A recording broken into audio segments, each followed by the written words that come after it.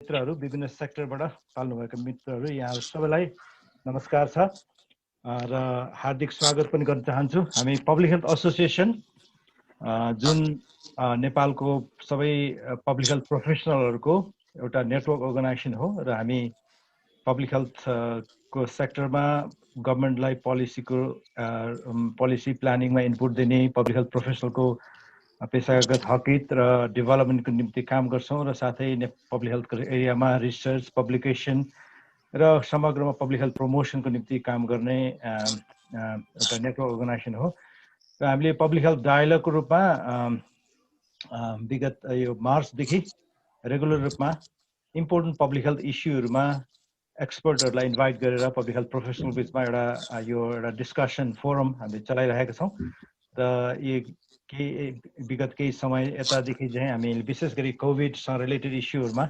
National international एक्सपर्टहरूलाई बोलाएर हाम्रो experience share गर्ने र साथै प्रोभिन्सियल लोकल लेभलको एक्सपिरियन्स पनि सेयर गर्ने काम गरिरहेका छौँ र यो आज हामी पब्लिक हेल्थ डायलगको हामी 16औं श्रृङ्खलामा छौँ र म यहाँ फेरि पनि उपस्थित हुनुभएको सबैजना पार्टिसिपेन्ट हाम्रो प्यानलिस्ट अनि पब्लिक हेल्थ एसोसिएसनका पदाधिकारी सदस्य जति आउनु भएको छ हामी यहाँहरूलाई हार्दिक स्वागत गर्न चाहन्छु। म कृष्णमान साक्य पब्लिक हेल्थ एसोसिएसनको भाइस प्रेसिडेन्ट हो म र यो आज अलिकति टाइमको हिसाबले हामी यो रेगुलर यो सेसन चाहिँ प्राय 5 बजे गर्ने गर्थ्यौं तर यहाँ अलिकति प्यानलिस्टहरुमा अलिकति टाइमको अलिकति इस्युको भएको कारणले हामीले अलिकति अगाडि राखेका छौं। सायद हाम्रो रेगुलर पार्टिसिपेन्टमा टाइमको पनि अलिकति कन्फ्युज भयो कि जस्तो लागेको छ। अहिले रिलेटिभली अलिक कम जना सहभागी भइरहनु भएको छ तर आशा छ उहाँहरू क्रमशः जोइन गर्नुहुनेछ र हामी आजको डिस्कसनलाई अगाडि बढाउँछौँ र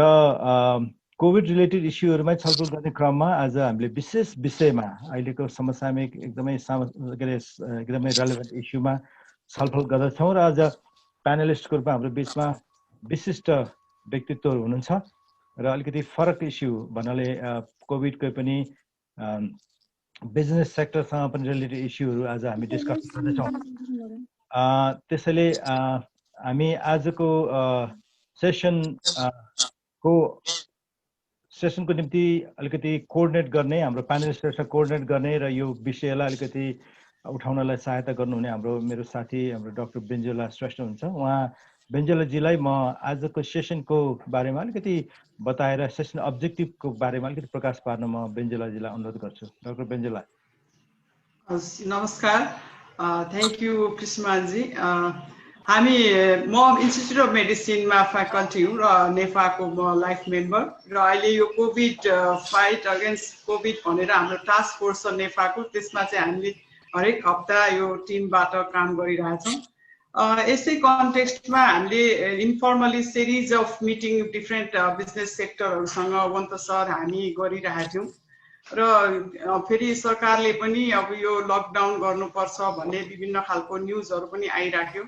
अब बिजनेस सेक्टर हामी सिभिल सोसाइटीहरूले चाहिँ मिलेर हामीले कसरी एउटा सोसियल रेस्पोन्सिबिलिटी पनि गर्ने र बिजनेसहरूलाई पनि चलायमान गर्ने भन्ने हिसाबमा हामीले सिरिज अफ मिटिङ गरेपछि अब फर्दर के एक्टिभिटिज गर्ने भन्ने कन्टेक्स्टमा यो एउटा एक्टिभिटिजलाई हामीले त्यो कोलाबोरेसनको एउटा पार्टमा लिएको छौँ र यो मिटिङ हाम्रो पब्लिक हेल्थको कन्टेक्स्टमा कुरा गर्दाखेरि चाहिँ एउटा मल्टी सेक्टर कोअर्डिनेसन र कोलाबोरेसनको थिममा हामी एकअर्कासँग कसरी मिलेर काम गर्ने भन्ने कुराहरूको एक्सप्लोर गर्नलाई हामी यहाँ बसेको छौँ र यसको मुख्य उद्देश्यहरूमा चाहिँ हामीहरू विभिन्न सेक्टरहरूमा चाहिँ जस्तो campaign of peoples against covid भनेर कोप्याकको कोअर्डिनेटर प्रोफेसर वन्द सर, त्यस्तै बिजनेसबाट NBI national business initiative and hotel management सबै ठाउँबाट आफ्नो आफ्नो क्षेत्रबाट काम भइरहेछ।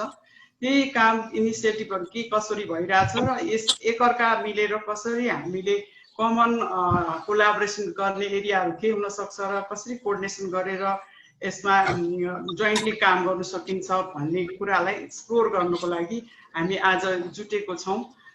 यति भन्दै म फर्दर यो सेसनलाई चाहिँ नै फेसिलिटेट गर्नको लागि चाहिँ म कृष्णमान सरलाई नै अन बिहाफ अफ नेफा, उहाँ तपाईँ भाइस चेयर हुनुहुन्छ, तपाईले नै फेसिलिटेट गरिदिनुहोस् र बिचमा केही पर्यो भने म पनि बिचमा थपथाप गरौँला। हस्, thank you. Over to you Krishnaman sir.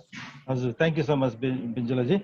हुन्छ, हामी अब आजको सेसन विशेष गरी प्यानल डिस्कसन सेसनलाई हामी अगाडि बढाउन चाहन्छौँ र हामी प्यानल डिस्कसन जानुभन्दा अगाडि आजको हाम्रो विशिष्ट प्यानलिस्टहरूलाई म छोटो परिचय गर्न चाहन्छु। म समग्रमा प्यानलिस्टकोमा हाम्रो के अरे एकजना प्यानलिस्ट हुनुहुन्छ हाम्रो प्रोफेसर डाक्टर शरद वन्त सर। हामी धेरैजना पब्लिक हेल्थ प्रोफेसनलको टिचर उहाँ हुनुहुन्छ, गुरु हुनुहुन्छ र नेपालको पब्लिक हेल्थ सेक्टरमा एउटा लेजेन्ड हुनुहुन्छ र सर अब इन्स्टिट्युट मेडिसिनबाट रिटायर्ड प्रोफेसर र अहिले विभिन्न प्रकारले पब्लिक हेल्थको उसमा उहाँ सक्रिय रूपमा लागिरहनु भएको छ। अहिले कोभिड-19 कै इस्युमा पनि उहाँ एकदम सक्रिय रूपमा लागिरहेको हामीले देखेका छौँ, महसुस गरेका छौँ। सो शरद सरलाई स्वागत छ sir. Thank you so much for your time. हाम्रो अर्को प्यानलिस्ट हुनुहुन्छ भवानी राणा म्याडम, हाम्रो उद्योग वाणिज्य महासङ्घका अध्यक्षज्यू। भवानी म्याडमलाई पनि वेलकम छ। त्यसपछि हाम्रो अर्को प्यानलिस्ट हुनुहुन्छ विनय शाह सर। उहाँ होटल एसोसिएसन नेपाल हान हैन का सिनियर भाइस प्रेसिडेन्ट हुनुहुन्छ र सरलाई पनि एकदम स्वागत छ। र हाम्रो अर्का प्यानलिस्ट हुनुहुन्छ पूर्व उद्योग वाणिज्य महासङ्घका अध्यक्ष तथा अहिले नेपाल बिजनेस इनिसिएटिभका प्रेसिडेन्ट कुश कुमार जोशी सर। सरलाई पनि हार्दिक स्वागत छ सर। नमस्कार, धन्यवाद। Thank you so much for making your time. अब हामी चारजना प्यानलिस्ट र माफ गर्नुहोस्, हाम्रो one of the panelist of course हामी नेपाल पब्लिक एसोसिएसनका केन्द्रीय कमिटीका अध्यक्ष हाम्रो श्रीकृष्ण भट्ट सर पनि पब्लिक हेल्थ एसोसिएसन तर्फबाट उहाँले आफ्नो रायहरू आफ्नो विचारहरू व्यक्त गर्नुहुनेछ। म सरलाई पनि श्रीकृष्ण सरलाई पनि स्वागत गर्न चाहन्छु एज अ प्यानलिस्ट। हुन्छ, आजको विषयमा हामी कुराकानी अगाडि बढाउँछौँ। म सर्वप्रथम हामी अब यो कोभिड-19 को जुन प्रकारको महामारीको एकदम पिकमा हामी पुगिरहेका छौँ, हरेक दिन महामारी बढ्दैछ। यो हामी सबै सेक्टरको लागि एकदमै महत्त्वपूर्ण इस्यु हो। हामी तमाम जनसमुदाय सबै सेक्टर उत्तिकै इक्वली अफेक्टेड छौँ र आज यो प्रकारको सिभिल सोसाइटी, बिजनेस सेक्टर र हेल्थको यो प्रकारको एकदम कम्बाइन्ड एउटा इस्युमा हामी छलफल गर्न गइरहेका छौँ। सर्वप्रथम म आजको यस विषयमा अलिकति आफ्नो कुराहरू राखिदिनुको लागि विशेष गरी शरद वन्त सरलाई म विशेष अनुरोध गर्छु। शरद वन्त सरले मैले बुझेको चाहिँ उहाँले यो कोप को एउटा अभियान उहाँले चलाइरहनु भएको छ। सरलाई यसको बारेमा अलिकति प्रकाश पारिदिन, यसमा के कस्तो हामीले काम गरेका छौँ, कसरी काम गरिरहेका छौँ र यसको च्यालेन्जहरू र यसको के अरे वे फरवर्डको विषयमा पनि सरले अलिकति प्रकाश पारिदिनुको लागि म अनुरोध गर्छु। शरद सर। हस्, धन्यवाद कृष्णमानज्यू। सबभन्दा पहिला त यो जुन यो कार्यक्रम आयोजना भयो, यो आयोजनाको यो विशिष्टता मैले देखिरहेको छु कि हामी कहिलेकाहीँ चाहिँ के गर्छौँ भने यतातिर जनस्वास्थ्यको विज्ञहरू छलफल गरिरहेका हुन्छौँ र अर्कोतिर चाहिँ सरकार राख्नेहरू, अर्कोतिर जस्तो व्यवसायी साथीहरू अर्कोतिर छलफल गरिरहनु भएको हुन्छ। हामीहरूको बिचमा जुन एक किसिमको एउटा फ्रेगमेन्टेसन थियो नि, यो जोड्ने काम जुन अहिले नेपालले यो हाम्रो पब्लिक हेल्थ डायलगको सिरिजमा गएको छ, त्यसको लागि चाहिँ म हार्दिक बधाई दिन चाहन्छु र धन्यवाद पनि भन्न चाहन्छु। र यहाँ प्यानलिस्ट महानुभावहरू र सहभागी हुनुभएका सम्पूर्ण साथीहरूलाई मेरो नमस्कार। यो कस्तो छ भने नि, कोभिडको सन्दर्भमा चाहिँ हामीले सुरुका दिनदेखि नै जे कुराहरू भनिरहेका थियौँ त्यो कुराहरू आज पनि सान्दर्भिक नै छ र त्यसमा चाहिँ म विशेष गरेर आजको यो परिस्थिति, आजको जुन थिममा चाहिँ बसेर चाहिँ के भन्न चाहन्छु भने यो नेपालको मात्रै होइन, के अरे संसारको सबै जस्तो देशहरूको अनुभवबाट हामीले चाहिँ के कुरा बुझेका छौँ भने, हामीले के कुरा सिकेका छौँ भने यो जुन प्रकोप हो, यो प्रकोपलाई चाहिँ मात्रै एउटा सरकारी तहबाट सरकारको एक पहलले मात्रै सम्बोधन गर्न सक्दैन र यो आम जनताको विभिन्न सरकारवालाहरूको, व्यवसायीहरूको, पेशागत सङ्गठनहरूको, मिडियाको सबै चाहिँ क्षेत्रहरूको एउटा सहकारी हुनुपर्छ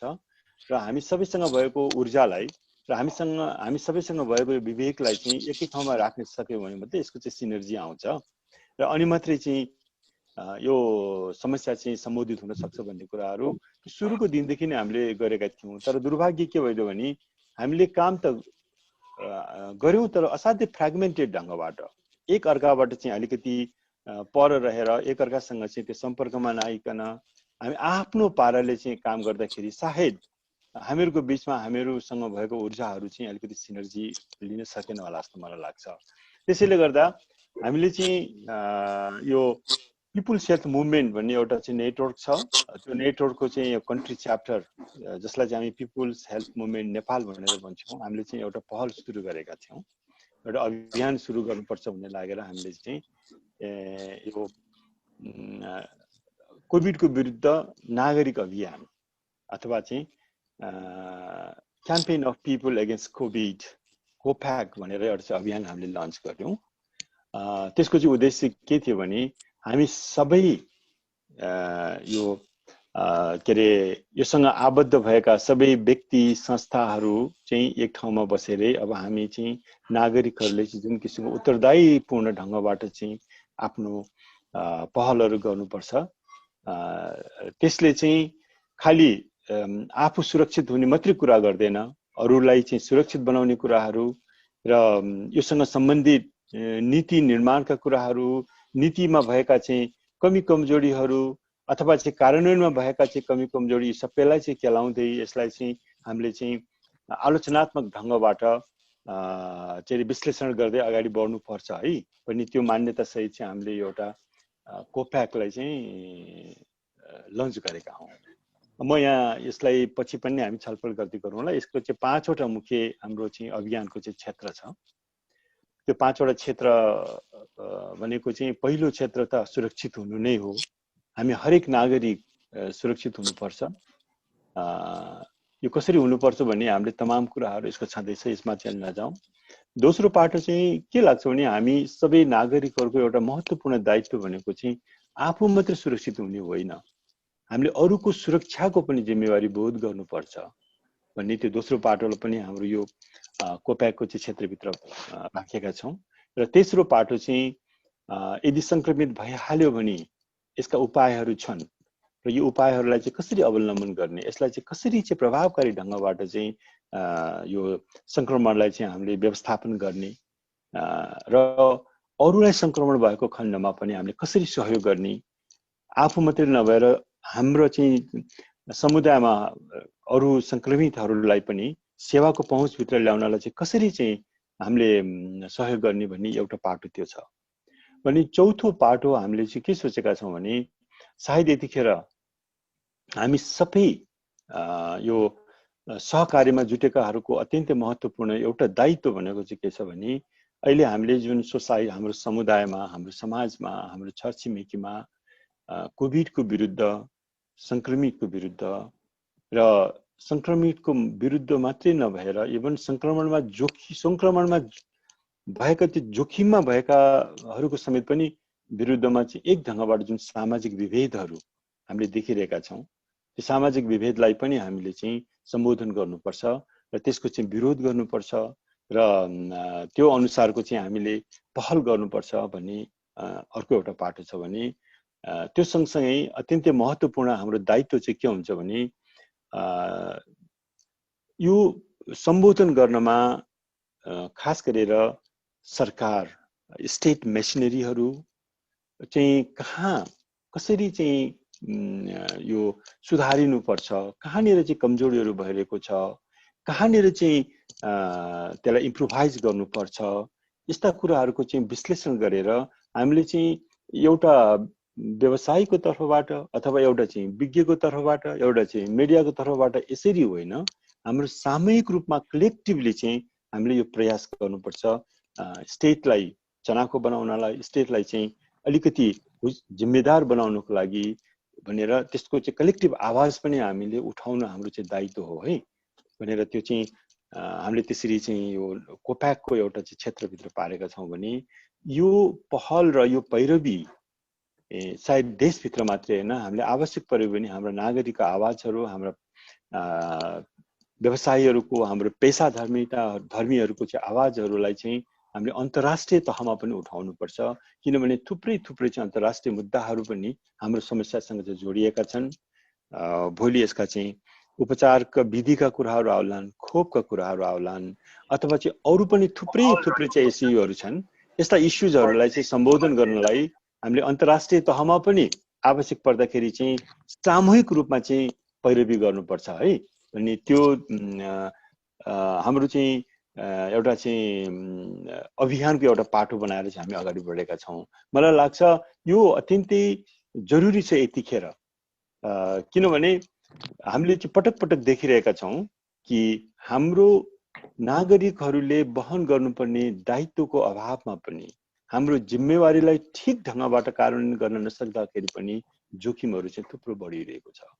त्यसैले हामीले यतिखेर खालि सरकारको नीतिहरूको आलोचना मात्रै गर्ने होइन कि हामीले चाहिँ आफू पनि जिम्मेवार भएर कसरी चाहिँ यतिखेर आफ्नो भूमिकालाई चाहिँ निर्वाह गर्ने भन्ने यो चाहिँ स्पिरिट सहित चाहिँ हामीले यो नागरिक अभियान चाहिँ सुरु गरेका हौँ। मलाई लाग्छ यसको बारेमा अरू पनि थुप्रै कुराहरू गरौँला। र आज खास गरेर यो जनस्वास्थ्य सङ्घले चाहिँ जुन यो आयोजना गर्यो नि, यसको असाध्यै महत्त्वपूर्ण पाटो यसरी सबै एउटा क्षेत्रहरूलाई सँग ल्याएर जुन जोड्ने काम गरेको छ। सायद मलाई लाग्छ यो चाहिँ हाम्रो सँगै अभियानको चाहिँ असाध्यै सशक्त पाटो चाहिँ यो हुन्छ होला भन्ने मलाई लाग्छ। किनभने हामी अहिले यतिखेर कोभिडका प्राविधिक पक्षहरूलाई चाहिँ अहिले यतिखेर छलफल गरिरहेका छैनौँ।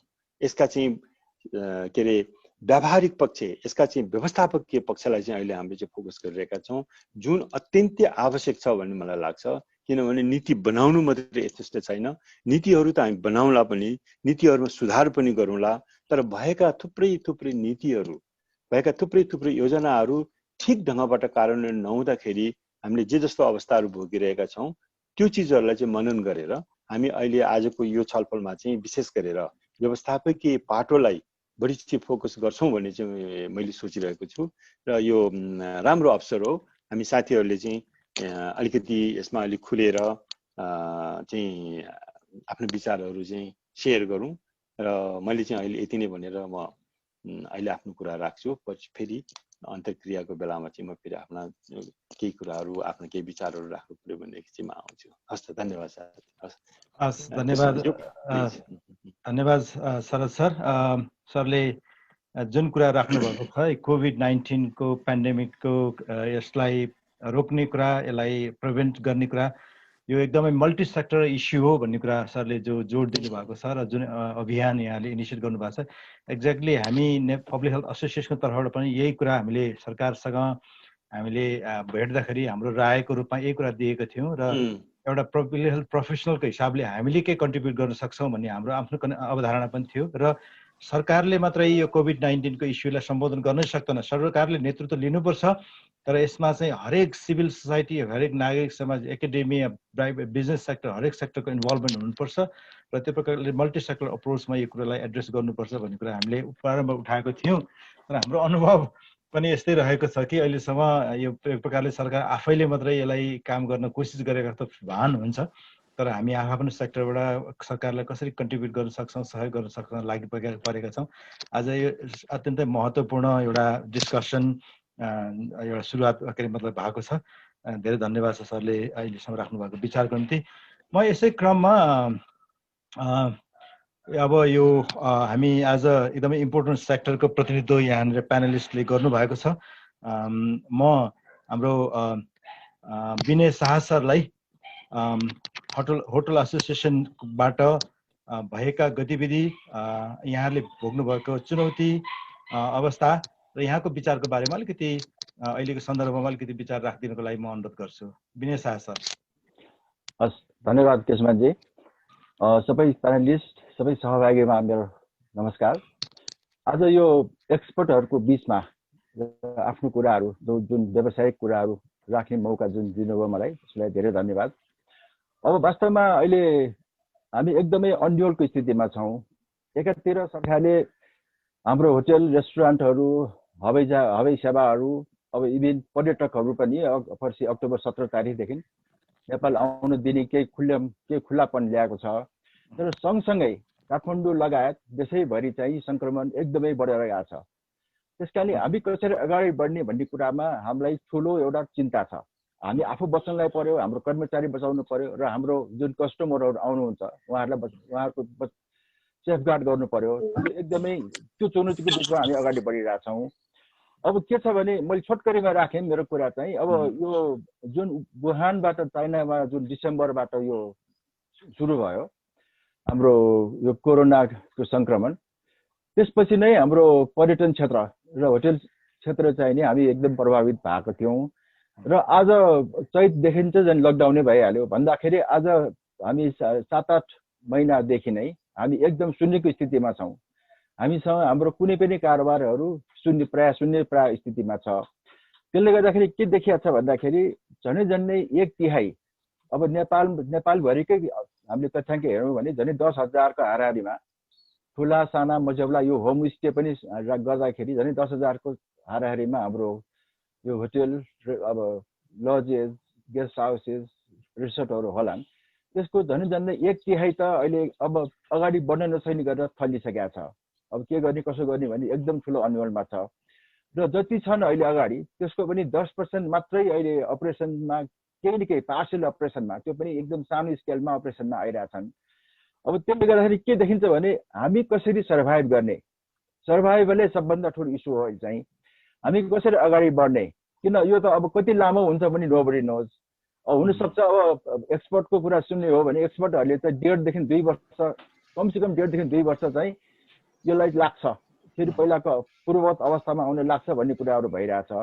त्यस कारणले हामी कसरी अगाडि बढ्ने भन्ने ठुलो इस्यु हो। त्यसलाई हामीले सरकारको पनि हामीले अलिकति सहयोगको अपेक्षा गरेका थियौँ। सरकारले यसपालि बजेटबाट एउटा 50 अरबको एउटा पुनरुत्थान कोष भन्ने खडा त गर्यो, तर आजको दिनसम्म त्यो कागजमा मात्रै छ। अब हामीलाई अब हाम्रो कर्मचारी कामदारदेखि हाम्रा जुन आर्थिक हाम्रा अब्लिगेसन्सहरू हुन्छ, हामीले तिर्नुपर्ने लिनुपर्ने कुराहरू, त्यसको हामीले केही वर्किङ क्यापिटल नभइकन हामी अगाडि बढ्न सक्ने स्थितिमा हामी छैनौँ। र त्यो अब सरकारको त्यो अब त्यो 50 अरब चाहिँ नि आज के पनि निष्क्रिय अवस्थामै छ, के अगाडि आइरहेको छैन। त्यो अब कति हामी पछि त लागिरहेछौँ, तर अब केही समय त अझ पनि लाग्छ होला। अब अहिले दसैँ तिहार आइरहेछ, दसैँ तिहारमा सबैलाई अब पैसाको खर्चको सबैलाई जोह गर्नुपर्ने स्थिति छ। त्यसले गर्दाखेरि अब कसरी अगाडि बढ्ने भन्ने एकदम ठुलो अवस्थामा हामी के गर्ने भनेर हामी अगाडि बढिरहेछौँ। अब जुन सरकारले जुन होटेलहरू पर्यटन क्षेत्र केही पार्सल रूपमा खोल्न दिइसकेपछि हामीसँग राष्ट्रिय अन्तर्राष्ट्रिय स्तरबाट पनि धेरै इन्क्वायरीहरू हामी कहाँ आइरहेछ।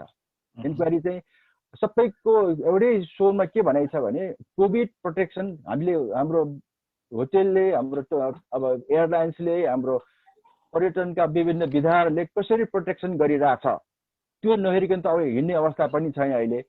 त्यसमा नेपाल सरकारले WHO को सिफारिस गरेको एउटा हेल्थ प्रोटोकलहरू इस्यु गरेको छ टुरिज्म क्षेत्रलाई, होटेल क्षेत्रलाई। र हामी होटेल क्षेत्र चाहिँ अब एउटा ग्लोबल इन्डस्ट्री भएको हुनाले हामी इन्टरनेसनल चेन होटलहरू पनि नेपालमा थुप्रा छन्। इन्टरनेसनल चेन होटलहरूको पनि आफ्नो प्रोटोकलहरू छन्। त्यो सबैलाई हामीले एकजुटमा राखेर हामीले हाम्रा होटेलहरू, हाम्रा मेम्बर होटेलहरूलाई हाम्रो चाहिँ 15 ठाउँमा हाम्रो च्याप्टर छ देशैभरि र झन्डै 3,000 को हाराहारीमा हाम्रो मेम्बर होटलहरू छन्। उहाँहरू सबैलाई हामीले प्रोटोकल गरेर हाम्रा ठुला होटल, खास गरी ठुला मझौला होटलहरूले चाहिँ आफ्नो कर्मचारीहरूलाई त्यो प्रोटोकल अनुसारको तालिम पनि ओरिएन्टेसनहरू पनि दिइरहेका छ। सबभन्दा ठुलो कुरा चाहिँ के भन्दाखेरि आफूले आफूलाई बचाउनु पर्यो, आफ्नो परिवारलाई बचाउनु पर्यो, समाजलाई बचाउनु पर्यो। त्यो कुराहरू छ। हामी कति ठाउँमा के देख्छौँ भन्दाखेरि त्यो प्रोटोकल अनुसार कति ठाउँमा काम भएको छ, कति ठाउँमा काम भएको छैन। हामी जस्तो अब सपिङ मलमा गयौँ अथवा बसकै कुरा गऱ्यौँ अथवा हवाईजहाजकै कुरा गर्दाखेरि पनि त्यो डिस्टेन्स पनि कति ठाउँमा मेन्टेन भएको देखिरहेको छैनौँ। त्यसले गर्दाखेरि सङ्क्रमण बढ्या पनि छ। भोलि सरकारले गएर ल यो अब सङ्क्रमण बढ्यो, सरकारलाई चाहिँ एकैचोटि फेरि लकडाउन गरिदिने, योभन्दा अगाडि पनि भएको छ त्यस्तो। लकडाउनै गरिदियो भने अब फेरि अवस्था त फेरि हामी ब्याक टु स्क्वायर वान आउँछौँ। त्यसले गर्दाखेरि अब सरकारले बन्द चाहिँ गरिदिने, तर अब आफूले राहतका कुराहरू जुन अरू अरू कन्ट्रीहरूले गरेका हुन्छन्, राहतको कुराहरू जस्तो अब तलबका कुराहरू होला, घर भाडाका कुराहरू होला, ब्याङ्कको इन्ट्रेस्टका कुराहरू अब के पनि नगरिदिने, अनि हामी चाहिँ they expect us to do everything by our self. त्यो कति हदसम्म त्यो सम्भव होला, त्यो आफ्नै कुराहरू छ। यसले गर्दाखेरि अब चाहिँ यस्तो लकडाउनको अवस्था आयो भने हामी विदाउट कम्पेन्सेसन हामी अगाडि बढ्नै सक्दैनौँ, कोल्याप्स हुन्छ। इन्डस्ट्री कोल्याप्स हो भने फेरि एकचोटि सुतेपछि त अगाडि आउन गाह्रो हुन्छ। हाम्रै अनुभवमा के छ भने अब यो हाम्रो जनयुद्धताका जस्तो नेपालका ठुला एकदम नाउँ चलेका होटलहरू, Sherpa hotel, blue star hotel, Narayani होटलहरू बन्द भएका छन्। आज त्योभन्दा नै भयावह स्थिति आजको स्थितिमा छ। त्यसले गर्दाखेरि हामी कसरी अगाडि बढ्ने के भन्ने कुराहरू एकदमै गाह्रो छ। अब यो सङ्क्रमण कसरी बचाउने हो सबभन्दा, अब हाम्रो नेपालीहरूको जीव ज्यान बचाउने सबैको प्रायोरिटी हो। अब त्यो चाहिँ कसरी अगाडि बढ्ने, सरकारले भनेको कुराहरू हामीले पुरापुर पालना गरेर हामी अगाडि बढिरहेका छौँ। अझ पनि त्यसको इफेक्टिभ इम्प्लिमेन्टेसन देखिरहेका छैनौँ, सङ्क्रमण बढिरहेछ। त्यस कारण हामी कसरी अगाडि बढ्ने भन्ने आजको जुन फोरमबाट धेरै कुराहरू छलफल होला भन्ने मैले पनि आशा गरेको छु। र हामीलाई पनि एउटा गाइडलाइन जस्तो अगाडि एक्सपर्टहरूले अब कसरी अगाडि जाइन्छ, के गर्ने भन्ने कुराहरू एकदम इम्पोर्टेन्ट छ। रोग पनि छ देशमा, रोग पनि छ, भोक पनि छ। अब रोगले त हामी मान्छेलाई त प्रभाव गरेकै छ, भोगले पनि प्रभाव मजाले गरिसकेका छ। त्यसले गर्दाखेरि हाम्रो स्ट्रेटेजी भने चाहिँ सरकारी सबै हाम्रो प्राइभेट सेक्टर सबैको स्ट्रेटेजी भने चाहिँ रोगलाई पनि बचाउने, रोगलाई पनि घटाउने र भोगलाई पनि घटाउने हुनैपर्छ। अब त्यसमा अरू दुई मात्रै नहोला जस्तो लाग्छ हामीलाई। हामीले पनि विभिन्न ठाउँमा विभिन्न मिटिङहरू गरिरहेको हुन्छौँ, छलफल गरिरहेको हुन्छौँ र तर के भने कुराकानी गर्यो, इम्प्लिमेन्टेसन चाहिँ अब त्यति इफेक्टिभली अगाडि बढिरहेको अवस्था देखिँदैन। त्यस कारणले यो कुराहरू छलफल गरेर हामी अगाडि बढ्नै पर्छ। मलाई लाग्छ आजको यो नै आजको ठुलो इस्यु हो, यसमा हामी चिन्तन मनन गरौँ। म अलि छोटकरीमा यति नै राखेँ, म पछि फेरि सहभागी हुन्छु। धन्यवाद। हस्, धेरै धन्यवाद छ विनय सर। एकदम महत्त्वपूर्ण इस्युहरू सरले उठाउनु भएको छ। हुन्छ, हामी यो कतिपय इस्यु सरले उठाउनु भएको इस्युहरूलाई हामी क्रमशः छलफल गर्दै जानेछौँ। म एक चरण सबै प्यानलिस्टलाई अलिकति आफ्नो छोटो राय, आफ्नो विचार चाहिँ आफ्नो सेक्टरसँग रिलेटेड इस्युमा राखिदिनको लागि म अनुरोध गर्ने क्रममा म हाम्रो कुश कुमार सरलाई अनुरोध गर्न चाहन्छु। सरले विशेष गरी बिजनेस इनिसिएटिभको तर्फबाट यहाँहरूले गर्नुभएको इनिसिएटिभ, यहाँको अनुभव, चुनौती, अहिलेसम्मको अवस्थाको बारेमा अलिकति प्रकाश पारिदिन म कुश कुमार सरलाई अनुरोध गर्न चाहन्छु।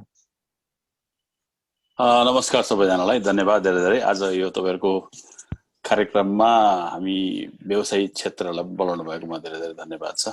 हामी आज राष्ट्रिय व्यवसाय पहल, उद्योग वाणिज्य महासङ्घ, बाट व्यवसायहरूको प्रतिनिधित्व गरिरहेका छौँ। हुन त राष्ट्रिय व्यवसाय पहलले हाम्रो यो कोप्याक र पिपुल्स हेल्थ मुभमेन्टसँग धेरैचोटि छलफल हामी गरेको छौँ। मुख्य कुरा म के भन्न चाहन्छु भने यस्तो खालको महामारीमा जेसुकै पनि यस्तो खालको अप्ठ्यारो स्थितिमा चाहिँ बचौँ र बचाउँ भन्ने एउटा प्राकृतिक सिद्धान्त रहन्छ। पहिला आफू बच्नु पर्यो अनि अरूलाई बचाउनु पर्यो। त्यसैले व्यवसायिक क्षेत्रहरूले चाहिँ हामी कसरी बच्ने भन्ने कुरामा पहिला ध्यान दिनुपर्ने हुन्छ। अनि हामी बचेपछि हामीले सोसाइटीलाई बचाउने, राज्यलाई बचाउने त्यो कुरामा हामी जानुपर्ने हुन्छ। किनभने हामीसँग पनि हाम्रो आफ्नो जिम्मेवारी धेरै छन्। हामीसँग आबद्ध भएका हाम्रा कर्मचारीहरू, हाम्रा ग्राहकहरू र हाम्रा चाहिँ स्टेक होल्डर्सहरू धेरै छन् भने तिनीहरूलाई कसरी बचाउन सकिन्छ भन्ने खालको पहिलो जिम्मेवारी हाम्रो हुनुपर्छ। राष्ट्रिय व्यवसाय पहल भनेको जिम्मेवार व्यवसाय गर्ने संस्था भएको नाताले हामीले चाहिँ यो कोभिडको महामारीबाट अब राज्यमा लकडाउन सुरु हुने भइसकेपछि हाम्रो व्यवसाय त बन्द हुने भयो भने व्यवसाय कसरी सञ्चालन गर्ने भन्ने प्रक्रियामा हामीले व्यवसाय सञ्चालन गर्ने प्रक्रियाहरू, प्रोटोकलहरू बनाउन सुरु गर्यौँ। त्यसलाई चाहिँ एउटा प्रिपेयर्डनेस म्यानुअल बनायौँ, जसले गर्दा त्यो म्यानुअलको आधारमा हाम्रो इन्डस्ट्री चल्न सकोस्। त्यसलाई हामीले सरकारलाई पनि बुझायौँ कि हामी यसरी आफ्नो इन्डस्ट्री चलाउँछौँ। हाम्रो इन्डस्ट्रीमा भएको जति पनि हाम्रो मजदुरहरू, भाइहरू, कामदारहरू छन्, तिनीहरूलाई पनि हामी सङ्क्रमण नदिने खालको वातावरणबाट हामी इन्डस्ट्री चलाउँछौँ भनेर हामीले भन्यौँ। त्यसको धेरै छलफल भइसकेपछि सरकारले केही हदसम्म केही व्यवसायहरू खुला गर्ने क्रममा अगाडि बढेपछि हामीले व्यवसायहरू खुला गऱ्यौँ र हामीले त्यो चलाउँदै गयौँ। तर लकडाउन सरकारले गरेपछि हुन त हामी धेरै छलफल गऱ्यौँ कि लकडाउन त सरकारले गरे, तर लकडाउनभित्र सङ्क्रमण नदिनुका उपायहरूको बारेमा सरकारले केही पनि गर्न सकेन, गरेन, देखिएन। किनभने त्यो लकडाउनको सार्थकता चाहिँ हामीले पाएनौँ। संसारमा सबैभन्दा लामो 4 महिनाको लकडाउनले भोगे तापनि लकडाउनभित्र गर्नुपर्ने क्रियाशील कुराहरू सरकारले गर्नुपर्ने रोकथामको कुरा, कन्ट्याक्ट ट्रेसिङको कुराहरू, आइसोलेसन गर्ने कुरा, अब जति पनि उपायहरू छन् स्वास्थ्य कर्मीले बताएको उपायहरू त्यो हामीले देखेनौँ, अनुभूति गर्न पाएनौँ। हामी आफ्नै घरमा बस्दा पनि हाम्रो टोल छिमेकीले, टोलले, वार्डले आएर कहिले पनि तिम्रो घरमा के छ भनेर सोध्ने चाहिँ मैले चाहिँ अनुभव गर्न पाइनँ।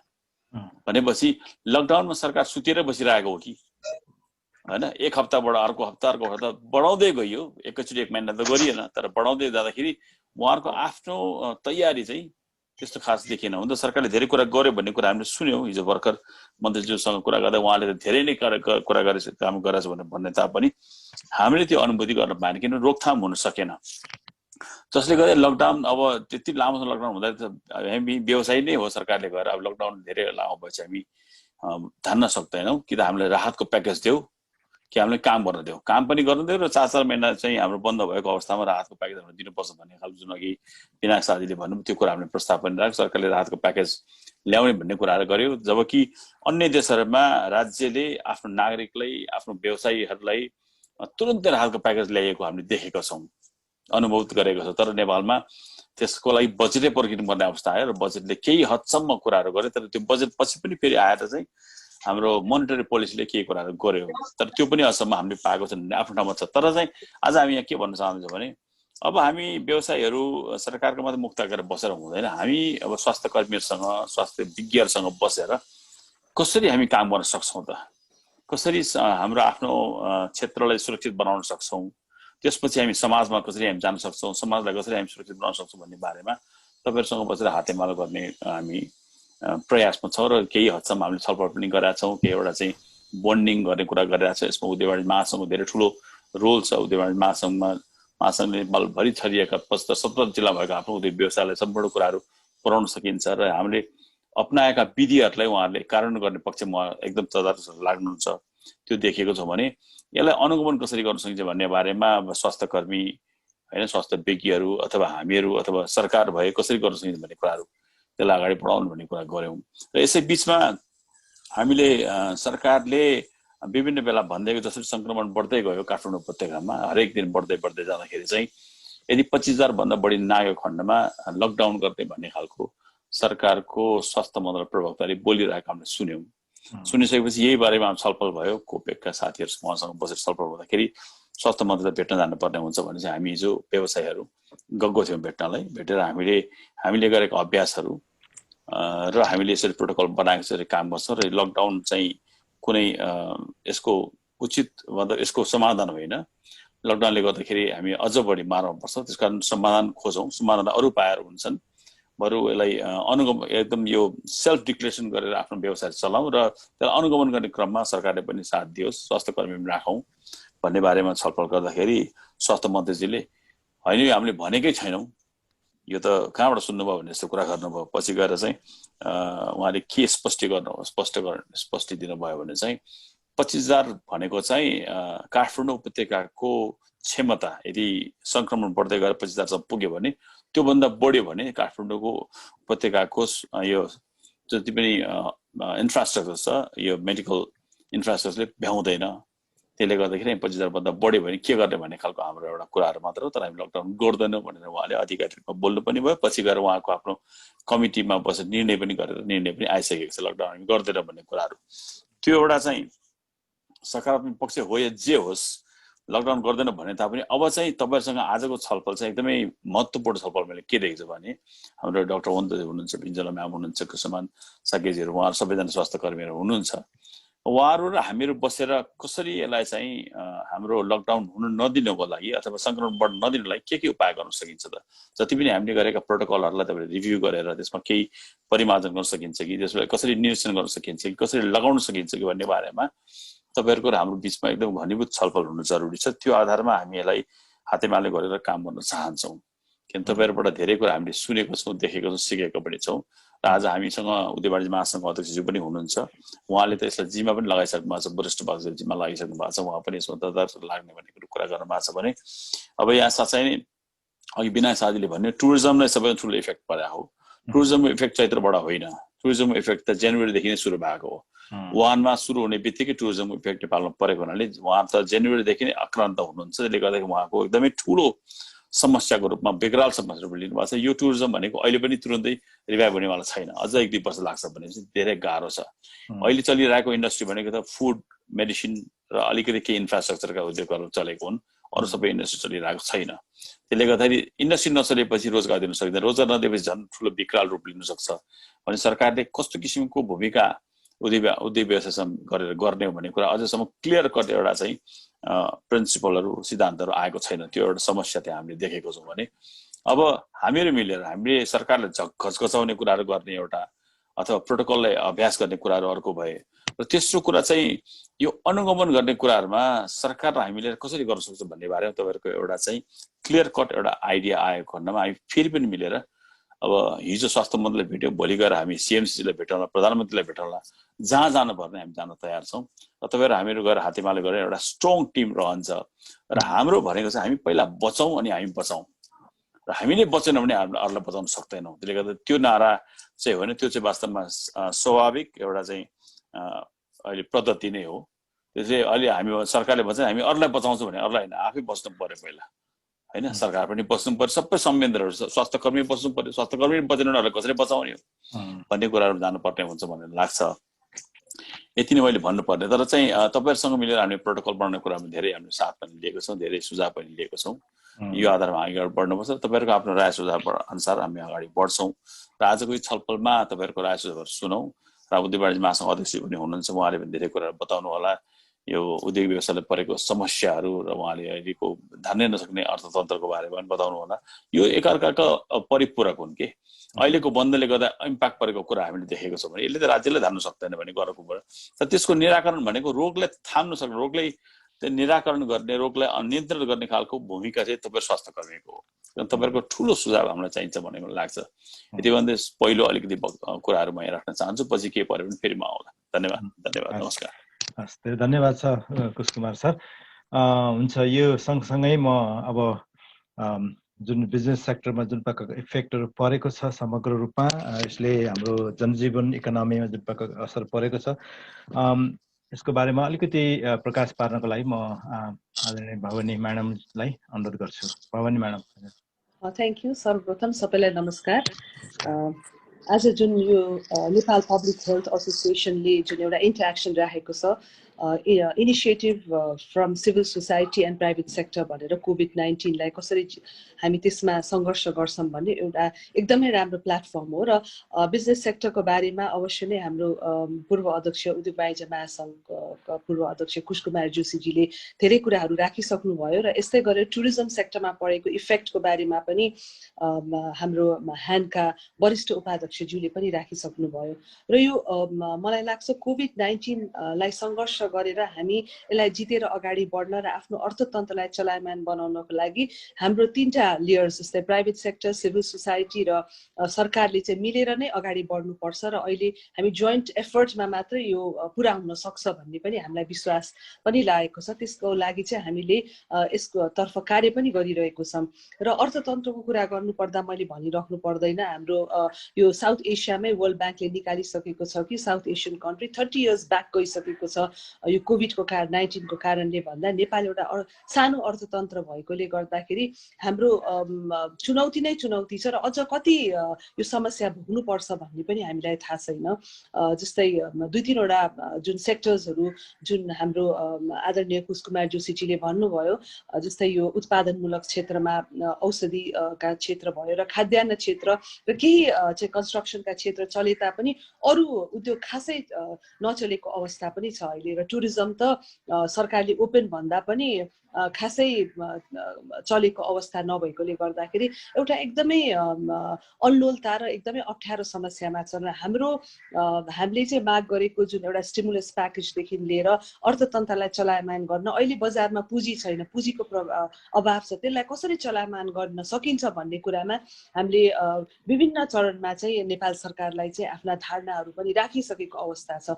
तर पनि त्यति हुँदाहुँदै पनि बजेटमा धेरै कुराहरू नसमेटेर केही मौद्रिक नीतिमा आएको छ पर्यटन सेक्टरलाई खास गरी र अरू क्षेत्रलाई भनेर। तर त्यो पनि इम्प्लिमेन्टेसन पार्टमा चाहिँ अझ पनि हाम्रो यो स्ट्रङली जान नसकेको अवस्था छ। जस्तै उदाहरणको लागि विद्युतको डिमान्ड शुल्क लकडाउनको पिरियडमा चाहिँ मिना गरिने छ भनेको छ। तर अहिले त्यहाँबाट विद्युत नतिर्यो भने चाहिँ काट्ने कुरा र जरिमाना तिर्नुपर्ने कुराहरू र बिल पठाइरहेको अवस्था छ। यस्ता थुप्रै समस्याहरू छ र अहिले साँच्चीकै भन्ने हो भने इन्डस्ट्रिजहरू चाहिँ 30 to 40% कपेसिटीमा मात्रै चलेको छ भने अरू साना व्यवसायहरूका कुरा गर्दाखेरि धेरै जुन भाडामा बसेर आफ्ना व्यवसाय चलाइरहेकोले चाहिँ त्यो भाडा पनि बन्द भएको अवस्था छ, उनीहरूले छोड्नु परेको अवस्था छ र उत्पादन भएका केही वस्तुहरू पनि डिमान्ड नभएको कारणले चाहिँ त्यो पुग्न सकेको छैन, किनभने हाम्रो अर्थतन्त्र भनेको डिमान्ड बेसै हुन्छ। त्यसकारण अहिले अर्ग्यानिक कन्जम्सन बरु बढेको छ तर डिस्पोजेबल कन्जम्सन चाहिँ घटिरहेको अवस्था छ र त्यसलाई के गर्ने भन्ने कुरामा हाम्रो आफ्नै एउटा किसिमको चाहिँ एउटा समस्या र हामी त्यो कुरा चाहिँ सोचेर हामी त्यसको प्लानिङ बनाइरहेका छौँ, सरकारसँग कुरा गरिरहेको छौँ। भने अर्कोतर्फ चाहिँ यो जुन कोभिड-19 को संक्रमण जुन छ कोरोना बढ्दै गएकोले गर्दाखेरि सरकारले लकडाउन गर्छ कि यसलाई अगाडि कसरी हामीले चाहिँ एउटा स्वास्थ्य एउटा प्रोटोकललाई चाहिँ हामीले त्यसलाई मापदण्डलाई चाहिँ सम्हालेर अगाडि कसरी बढ्न सकिन्छ, कसरी उद्योग चलाउन सकिन्छ भन्ने अर्को समस्या रहेको छ। किनभने मलाई लाग्छ सरकारले अहिले जुन यो कोभिड-19 मा चालेको कदमहरू स्पेशली स्वास्थ्य सम्बन्धी नेपाल पनि त्यत्रो कपेसिटी चाहिँ उनीहरूलाई नभएकोले गर्दा जुन उहाँहरूले गरिरहनु भएको छ त्यसलाई म सराहना पनि गर्न चाहन्छु। तर त्यति भन्दै पनि अझ केही कमी कमजोरीहरू हामीले देखेका छौँ, किनभने कोअर्डिनेसनको कमी। जस्तै यो कोभिड सुरु हुने बित्तिकै उद्योग वाणिज्य महासंघले आफूले गर्नुपर्ने पहल, किनभने एउटा आर्थिक अर्थतन्त्र विकासको लागि अर्थतन्त्र चलायमान बनाउने एउटा ठुलो दायित्व उद्योग वाणिज्य महासंघको मुख्य दायित्व हो भने अर्को दायित्व भनेको पनि सामाजिक दायित्व छ। त्यसकारणले गर्दा आफू स्वस्थ रहने र अरूलाई स्वस्थ बनाउनको लागि चाहिँ हामीले आफ्नो जुन उद्योग वाणिज्य महासंघका जिल्ला नगरका जुन नेटवर्कहरू छ, वस्तुगतका नेटवर्कहरू छ, त्यहाँबाट चाहिँ हामीले सोसियल अवेरनेसका कुराहरू र मापदण्डका कुराहरू चाहिँ उठाएर हामीले त्यसमार्फत चाहिँ सबैलाई चाहिँ एउटा इन्फर्मेसन दिइरहेको छौँ। भने अर्को चाहिँ आपूर्ति पनि सहज हुनुपर्छ, किनभने यो चाहिँ डाइरेक्ट आपूर्तिसम्म पनि जोडिएको छ। भोलि हाम्रो बिजनेस सेक्टरको मान्छेहरूले सहजपूर्ण वातावरणमा खाद्यान्न भनौँ या दिनहुँ चाहिने वस्तुहरू चाहिँ उपभोक्तालाई चाहिँ सप्लाई गर्न सकेन भने चाहिँ त्यहाँ ठुलो एउटा चाहिँ आन्दोलन, ठुलो एउटा विद्रोह, ठुलो एउटा चाहिँ समस्या आउन सक्छ। त्यसको लागि कोभिड-19 सुरु भएको दिनदेखि अहिलेसम्म पनि खास गरी अति आवश्यक वस्तुहरूलाई चाहिँ सप्लाईको लागि, आपूर्ति गर्नको लागि उद्योग वाणिज्य महासंघको विभिन्न नेटवर्क मार्फत, जिल्ला वस्तुगत मार्फत चाहिँ हामीले उपभोक्तालाई पुर्याइरहेको कुरामा चाहिँ मलाई लाग्छ हाम्रो बिजनेस सेक्टरका साथीहरूलाई धन्यवाद दिनै पर्छ। तर त्यो भन्दै पनि अब आफ्नो इन्डस्ट्रीलाई चाहिँ कसरी चलायमान बनाउने भने, किनभने सबै इन्डस्ट्रिजहरू त ठुलो एउटा लोन लिएर चाहिँ बिजनेस चलाइरहेको हुन्छ। त्यसकारणले गर्दाखेरि एउटा वित्तीय क्षेत्रकोलाई चाहिँ कसरी त्यसलाई चाहिँ हामीले यसलाई मिलाएर अगाडि बढ्न सकिन्छ भन्ने कुरामा पनि एउटा ठुलो प्रश्न रहेको छ र त्यो कुराहरू केही चाहिँ यो जुन मोनेटरी पोलिसीले बोले तापनि अघि नै मैले भने इम्प्लिमेन्टेसन पार्टमा हामी पछाडि नै छौँ र आर्थिक समस्या एकातिर छ, जस्तै रोगको समस्या छ, भोकको समस्याले धेरै मान्छेले सुसाइड गरेको कुरा पनि हामीले सुनिरहेको छौँ। त्यसकारणले आर्थिक पक्षको बारेमा धेरै कुराहरू म यहाँ राख्न चाहन्न, किनभने मलाई लाग्छ आज हामी पब्लिक हेल्थ एसोसिएसनका साथी डाक्टर साहबहरूसँग छौँ। त्यसकारणले गर्दाखेरि अहिले चाहिँ हाम्रो उद्योगहरूलाई चलायमान बनाएर, अर्थतन्त्रलाई चलायमान बनाएर हामी आफू पनि बाँच्ने, आफ्नो उद्योगलाई पनि सर्भाइभ गर्ने अहिलेको समयमा एटलिस्ट प्रफिट नभए पनि सर्भाइभ गरेर र कसरी बजारमा चाहिँ सहजपूर्व आपूर्ति पनि हाम्रा उपभोक्तालाई दिने भन्ने कुराको विषयमा एउटा महत्त्वपूर्ण विषय रहेको छ। भने त्यो चलाउनको लागि कसरी सेफ्टी प्रोटोकललाई चाहिँ हामीले अगाडि बढाउनु पर्छ भन्ने कुरामा पनि उद्योग वाणिज्य महासंघ चाहिँ एकदमै गम्भीर रहेको छ र अहिले हामीले उद्योग वाणिज्य महासंघले एनबिआईसँग मिलेर हाम्रो अध्यक्ष कुशकुमार जोशीजी नै हुनुहुन्छ, हामीले एउटा एमओयू पनि गरेको छौँ र त्यो लाई चाहिँ त्यो जुन प्रोटोकल उहाँले निकाल्नु भएको छ मलाई लाग्छ त्यो एकदमै धेरै विचार गरेर धेरै विज्ञ यहाँहरू जस्तोसँग चाहिँ सल्लाह गरेर त्यो एउटा दस्तावेज, एउटा डकुमेन्टै बनाउनु भएको छ र त्यसलाई लागू गर्नको लागि चाहिँ हामीले आफ्ना नेटवर्कहरू, जिल्ला नगरका नेटवर्क, कमोडिटी वस्तुगतका मार्फत ह्यान्ड पनि त्यसमा छ अफकोर्स, र त्यो बिजनेस सेक्टरको मार्फत चाहिँ हामीले लागू गर्न खोजिरहेको छौँ। र त्यसमा के कस्तो हाम्रो उद्योग वाणिज्य महासंघमा यो प्रोटोकललाई लागू गरेर अगाडि बढाउनको लागि चाहिँ हाम्रो पुष्पकुमार जोशीजी चाहिँ एउटा हाम्रो लागि सल्लाहकारको रूपमा रहनु भएको पनि छ। त्यस कारणलाई त्यसमा के कति कमजोरी छ, के थप गर्नुपर्छ भन्ने कुराहरू चाहिँ यहाँहरूसँग सल्लाह लिन आवश्यकता पनि हामीलाई लागेको छ। र मलाई लाग्छ यो प्लेटफर्म चाहिँ एउटा राइट टाइम पनि हो र राइट प्लेटफर्म पनि हो यहाँहरूसँग सरसल्लाह गर्ने। र अझ जुन अघि कुराहरू उठिसकेको छ, जस्तै यो सेफ्टी मेजर्सहरू चाहिँ अपनाउनको लागि हाम्रो उद्योग व्यवसायले चाहिँ आफ्नो आफ्नो ढङ्गबाट, जस्तै अघि टुरिज्मको सेक्टरमा विनायकजीले भन्नुभयो भने हाम्रो उद्योग व्यवसायले उद्योग चलाउँदाखेरि त्यहाँ कसरी क्वारेन्टिनमा राख्ने, त्यहाँका श्रमिकहरूलाई भन्ने कुराहरूदेखि लिएर अरू सेफ्टी मेजर्सहरू चाहिँ अपनाएर चलायमान बनाउने कोसिसमा हामी गरिरहेका छौँ। तर त्यति भए पनि पुग्दैन रहेछ। हामी मात्र भएर पनि हुँदैन, हाम्रा वरिपरिका छरछिमेकी ओडाका साथीहरू सबैलाई बचाउनु पर्नेमा सरकारको चाहिँ भूमिका देखिए तापनि अझ यसलाई चाहिँ स्ट्रङली अगाडि बढ्नुपर्छ जस्तो चाहिँ हामीलाई लागेको छ। किनभने अहिले पनि हामीले वार्डहरूका कुरा गर्दाखेरि चाहिँ त्यति उहाँहरू चाहिँ यसलाई कसरी यो सेफ्टी प्रोटोकललाई हामीले अपनाउन सकिन्छ भन्ने कुरामा चाहिँ अवेरनेस नभएको पनि पाइन्छ। त्यस कारणले यो चाहिँ एउटा जुन हामीले सरकार मात्रै भन्छौँ, केन्द्र मात्रै नभएर स्थानीय सरकारको पनि ठुलो भूमिका हुनेछ। त्यस कारण यो जुन हामीले पब्लिक हेल्थ एसोसिएसनसँग काम गरिरहेका छौँ, सिभिल सोसाइटीहरूसँग र प्राइभेट सेक्टर र सरकारमा पनि, स्थानीय सरकारलाई पनि अवेरनेस दिएर एउटा नेटवर्क र एउटा जोइन्ट एफर्टमा चाहिँ काम गर्नुपर्ने आवश्यकता हामीले देखेका छौँ। त्यस कारणले मलाई लाग्छ जुन एउटा एनबिआईले निकालेको सेफ्टी प्रोटोकल मेजर्स छ, जुन चाहिँ उद्योग वाणिज्य मन्त्रालयले पनि यसलाई अडप्ट गरिसकेको अवस्था छ, सरकारले पनि त्यसलाई चाहिँ हामीले विभिन्न सरकारी निकायहरूमा, प्रदेशमा, स्थानीयमा, त्यस्तै गरेर चाहिँ अरू सेक्टर्सहरूमा र प्राइभेट सेक्टरमा त अफकोर्स हामी छँदै नै छौँ, कसरी जोइन्टली यसलाई लागू गरेर अगाडि बढ्न सक्यो भने चाहिँ मलाई लाग्छ हामी आफू पनि बच्छौँ र अरूलाई पनि यो कोभिड-19बाट बचाएर आफ्नो अर्थतन्त्रलाई चलायमान बनाउनको लागि चाहिँ सक्षम र केही चाहिँ हदसम्म भनौँ न यो मोर देन 90% हदसम्म चाहिँ हामी सेफ हुन सक्छौँ जस्तो लागेको छ। त्यो मलाई लाग्छ यहाँहरूले पनि त्यो जुन एनबिआईले निकालेको डकुमेन्ट पढ्नु भएको छ होला, त्यसमा अझ हामीले थप के कस्तो गर्नुपर्छ भन्ने चाहिँ सुझावहरू यहाँबाट आयो भने पनि हामी एउटा जोइन्ट एफर्टमा चाहिँ यसलाई अगाडि बढ्न सकिन्छ भन्ने पनि म भन्न चाहन्छु। र यति भन्दै अरू केही कुराहरू आयो भने चाहिँ त्यसको चाहिँ मा चाहिँ अझ इन्टरेक्सन गर्नको लागि चाहिँ म यहाँ छु। र म डाक्टर साक्यलाई भन्न चाहन्छु 3:30 चाहिँ मेरो अर्को जुम भएकोले चाहिँ म छोड्नु पर्ने हुन्छ र त्योभन्दा अगाडि केही यस सम्बन्धी कुराहरू आयो भने चाहिँ अवश्य नै त्यसका बारेमा चाहिँ म केही जानकारी पनि दिन चाहन्छु। र हाम्रो अग्रज पुष्पकुमार जोशीजी हुनुहुन्छ, उहाँले नै अहिले यो प्रोटोकल सम्बन्धी एफएनसिसिआईबाट पनि वरिष्ठ उपाध्यक्षसँग बसेर लिड गर्दै हुनुहुन्छ एज अ सल्लाहकारको रूपमा, र उहाँसँग धेरै आइडियाजहरू पनि छ, उहाँले पनि दिनु होला म गइसकेपछि पनि। Thank you.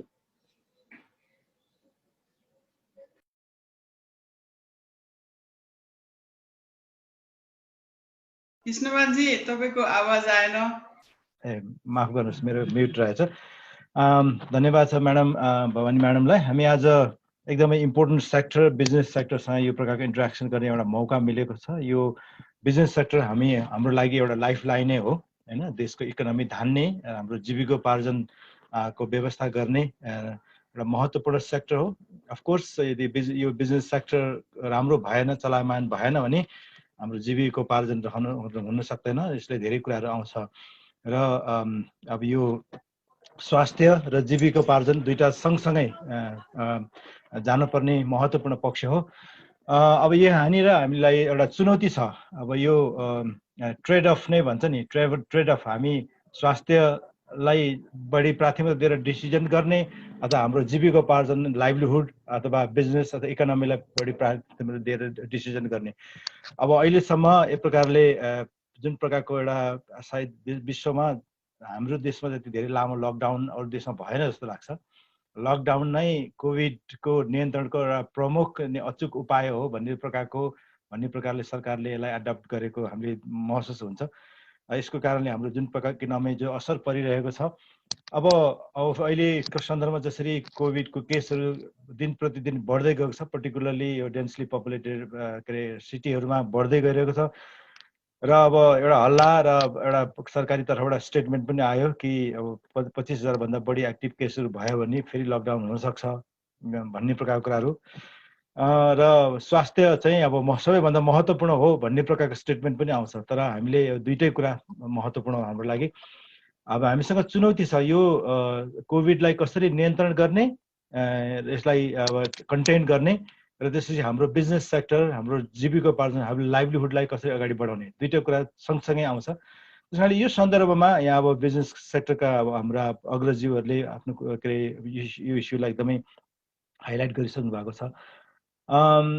म अब यहाँनिर फेरि पनि स्वास्थ्यको कुरामा आउन चाहन्छु। हाम्रो बिचमा अब प्रोफेसर वन्त हुनुहुन्छ र त्यसपछि हाम्रो श्रीकृष्ण भट्टज्यू नेपाल पब्लिक एसोसिएसन तर्फबाट हुनुहुन्छ। त्यस कारण यो अवस्थामा हामीले बिजनेस सेक्टरलाई हाम्रो जुन प्रकारको जनजीवन मार्केट एरियामा हेल्थको पर्सपेक्टिभबाट, पब्लिक हेल्थको पर्सपेक्टिभबाट हामीले उहाँहरूलाई के सुझाव दिन सक्छौँ, के हुनुपर्छ, कसरी हामीले हेल्थको कुराहरूमा के हुनुपर्छ भन्ने लाग्छ, बिजनेस सेक्टरले के हेल्थको कुरामा के कुरा ध्यान दिनुपर्छ जस्तो लाग्छ। त्यसैले अलिकति पब्लिक हेल्थ पर्सपेक्टिभबाट के अरे शरद सरले अलरेडी यो कोपेकको तर्फबाट अलरेडी इनिसिएट गरिसक्नु भएको छ। So what should we expect from business sector so that अब यो प्रकारको कोभिड-19 को पेन्डेमिक पनि वर्स नहोस्, त एट द सेम टाइम हामीले लकडाउन पनि हुन नहोस्। त्यस कारण म शरद सरलाई अलिकति यसबारे बताउनलाई अनुरोध गर्छु। त्यसपछि म श्रीकृष्ण सरलाई पनि यसपछि आफ्नो धारणा राख्न अनुरोध गर्छु। शरद सर। कृष्णमानज्यू, मलाई के लाग्छ भने जुन यहाँले भन्नुभयो यो सुरुमा कि यो अब हामीसँग जुन चोइस लाइफ और इकोनोमी, सुरुको दिनहरूमा यो डिबेट चलेको थियो। तर मलाई अहिले के लाग्छ भने यो चाहिँ आइदर र औरको चाहिँ मुद्दा होइन। ओके, यो चाहिँ यो चोइसको कुरा होइन। हामी चाहिँ लाइफ छान्ने कि इकोनोमी छान्ने भन्ने होइन। किनभने यो के देखायो भने सुरुको यो जुन प्रकोपको पेन्डेमिकको सुरुका दिनहरूमा चाहिँ हामीले के देख्यौँ भने केही मुलुकहरू चाहिँ जीवनलाई भन्दा अर्थव्यवस्थालाई चाहिँ प्रायोरिटी दिनुपर्छ भनेर त्यहाँतिर पनि गए। केही देशहरू होइन, जीवन भयो भने अर्थव्यवस्था पछि गरौँला भनेर चाहिँ त्यो लाइन पनि लियो। तर यी दुवै एक्सट्रिमहरू अन्तमा आएर मिल्नै पर्यो होइन। त्यसकारण अहिले हामीसँगको चाहिँ चोइस भनेको यो छान्ने कि त्यो छान्ने होइन, हामीलाई दुवै चाहिन्छ। हामीलाई जीवन पनि चाहिन्छ, स्वास्थ्य पनि चाहिन्छ, हामीलाई अर्थ पनि चाहिन्छ है। त्यसकारण अहिले कृष्णमानजीले भन्नुभयो जुन हाम्रो चाहिँ यो अहिलेको हाम्रोको यो आर्थिक व्यवस्था भनेको हाम्रो लाइफलाइन नै हो, यसमा सवालै छैन। र अब अहिले यहाँनिर चाहिँ मलाई खुसी लाग्यो र अलिकति कन्फ्युजन पनि लागेको कुरा चाहिँ के थियो भने नि, वास्तवमा मैले पनि सुनेकै कुरा चाहिँ के हो भने 25,000 नाग्यो भने हामी फेरि लकडाउन लगाउँछौँ भन्ने चाहिँ नेपाल सरकारको चाहिँ आधिकारिक भर्सन नै हो भन्ने कुराले चाहिँ वास्तवमा साह्रै नै यो चिन्तित चाहिँ बनाएको थियो। र त्यस पछाडि त्यसको तुरुन्तै हामी चाहिँ रेस्पोन्सिभ पनि भयौँ र रियाक्टिभ पनि भयौँ। र त्यसै अर्थमा चाहिँ जुन अब कुशकुमारज्यूहरू लगायतको चाहिँ व्यवसायी साथीहरू जुन स्वास्थ्य मन्त्रीज्यूसँग चाहिँ भेटघाटमा जानुभयो, हाम्रो यसभन्दा अगाडि पनि निकै छलफलहरू भएको थियो। र त्यसबाट चाहिँ जुन भर्सन आयो, अब त्यसले केही कन्फ्युजन त बनाएको छ, तर पनि केही अलिकति भए पनि केही आश्वासन चाहिँ पाइएको छ। त्यसकारण म चाहिँ के राख्न चाहन्छु भने अबको हाम्रो यो कोभिडको संक्रमणलाई चाहिँ कन्टेन गर्ने विकल्पको रूपमा अबको दिनमा चाहिँ यो लकडाउन, बन्दाबन्दी अथवा चाहिँ निषेधाज्ञा चाहिँ यो चाहिँ हाम्रो लागि विकल्प हुनु हुँदैन। र हामीसँग यसका चाहिँ वैकल्पिक प्रावधानहरू पनि छन् जसले चाहिँ वास्तवमा कोभिडको संक्रमणलाई चाहिँ रोक्न सक्छ अथवा चाहिँ न्यून गराउन सक्छ। र अब हामीले चाहिँ त्यस्ता विकल्पहरूको खोजी गर्नुपर्छ। र म चाहिँ के राख्न चाहन्छु भने हामीले चाहिँ अर्थव्यवस्थालाई चलायमान बनाउनु पर्छ भन्नुको मतलब अब हामी चाहिँ पूर्ण रूपमा आजभन्दा चाहिँ भनौँ अब 1 वर्ष अगाडिको जस्तो स्थितिमा फर्कन्छौँ भन्न खोजेको पक्कै होइन। म यहाँ के कुरा राख्न चाहन्छु भने यो अर्थव्यवस्थालाई, हाम्रो चाहिँ व्यवसायलाई चाहिँ अब नर्मलीकरण गर्नुपर्छ अथवा चाहिँ सामान्यकरण गर्नुपर्छ र हामी चाहिँ अब पुरानो स्थितिमा फर्किनुपर्छ भन्नेमा चाहिँ दुईवटा चाहिँ धार देख्छु म। एउटा धार चाहिँ यो कोभिड केही पनि होइन, यसले केही पनि गर्दैन, अर्थव्यवस्थालाई चाहिँ यो बेकार बन्दाबन्दी गरेको मात्रै हो र यहाँभित्र चाहिँ षड्यन्त्र छ भन्ने एउटा धारहरू देखिन्छ होइन। र अर्को धार अत्यन्तै त्रसित भएर यसलाई चाहिँ बन्दै गर्नुपर्छ, यदि होइन भनेदेखि स्थिति विकराल हुन्छ भन्ने त्यो जुन ऊ देखिन्छ क्या।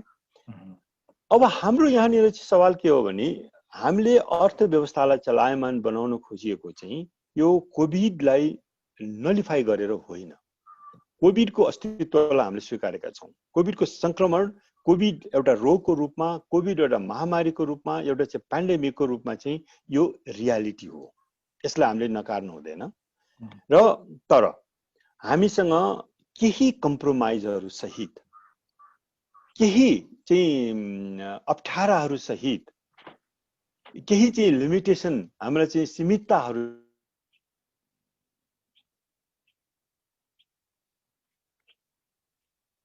अरू पाटाहरू पनि छन् जसलाई चाहिँ हामीले बिस्तारै बिस्तारै अब चाहिँ सामान्यकरणतिर आउनुपर्छ। तर त्यसको मतलब यो समस्यालाई चाहिँ हामीले केन्द्रमा चाहिँ राख्नै पर्छ र हामीले चाहिँ केही अघि भने जस्तै केही कम्प्रोमाइज सहित सुरक्षाका चाहिँ प्रावधानहरू हामीलाई थाहा छ, ती सुरक्षाका प्रावधानहरू सम्भव भएसम्म कार्यान्वयन गरेर चाहिँ हामी अब यो हाम्रो चाहिँ व्यवसाय लगायतका चाहिँ अरू थुप्रै हाम्रा चाहिँ जीवनशैलीहरूलाई चाहिँ बिस्तारै बिस्तारै चाहिँ नर्मलीकरण गर्नुपर्छ भन्ने चाहिँ मेरो मान्यता हो। तर म एउटा कुरा के वार्न गर्न चाहन्छु भने यस अर्थमा होइन कि अब कोभिडले केही पनि गर्दैन, यहाँ धेरै भ्रमहरू छन्। यो चाहिँ कोभिडले हाम्रो कहाँ यति थोरै मृत्यु भएको छ, कोभिडले भन्दा अरू थुप्रै रोगहरूले मरिरहेका छन्, यो कोभिडको बारेमा किन चिन्ता गरेको भन्ने जुन किसिमको कुराहरू आइरहेको छ। जनस्वास्थ्यको हिसाबले अब हामी यो के अरे नेपाल पब्लिक हेल्थ एसोसिएसनले नै आयोजना गरेको यो कार्यक्रममा चाहिँ कम्तीमा पनि त्यो कुरालाई चाहिँ हामीले नकार्नुपर्छ कि यो समस्या रियल हो, तर यसका समाधानहरू छन्, यसबाट बच्ने उपायहरू छन् र ती बच्ने सम्पूर्ण उपायहरूलाई कार्यान्वयन गर्दै हामीले चाहिँ बिस्तारै बिस्तारै हाम्रो चाहिँ व्यवसाय, हाम्रा चाहिँ अरू जीवनका चाहिँ अरू पाटाहरूलाई चाहिँ नर्मलीकरण गर्नप्रति लाग्नुपर्छ भन्ने कुरा चाहिँ म यहाँ राख्न चाहन्छु। र यो हामीले अभियान किन सुरु भनेको भने यो अभियान भन्नुको पछाडि चाहिँ एउटा के छ भने उद्देश्य यो कोभिड सायद यसको पेन्डेमिकको स्थिति चाहिँ एउटा समय पछाडि सबसाइड पनि होला, घट्ला पनि, हामी सधैँभरि पेन्डेमिकको स्थितिमा नरहला पनि, तर त्यसको अर्थ हामीले कोभिडबाट चाहिँ पूर्ण रूपमा चाहिँ मुक्त भयौँ यसको जोखिमबाट भन्ने पटक्कै होइन। यो के अरे एपिडेमिक र पेन्डेमिक एउटा चाहिँ सिचुएसन हो, त्यो बिस्तारै ओर्लिएला, तर जुन कोभिड एउटा समस्याको रूपमा, एउटा जनस्वास्थ्यको समस्याको रूपमा, जनस्वास्थ्यको एउटा पब्लिक हेल्थ प्रब्लमको रूपमा यो चाहिँ लामो अवधिसम्म बस्न सक्ने भएको हुनाले यसको विरुद्ध चाहिँ हाम्रो अभियान चाहिँ एउटा चाहिँ लामो अवधिको लागि हुनुपर्छ भन्ने अर्थमा हामीले अभियान भन्न थालेका हौँ।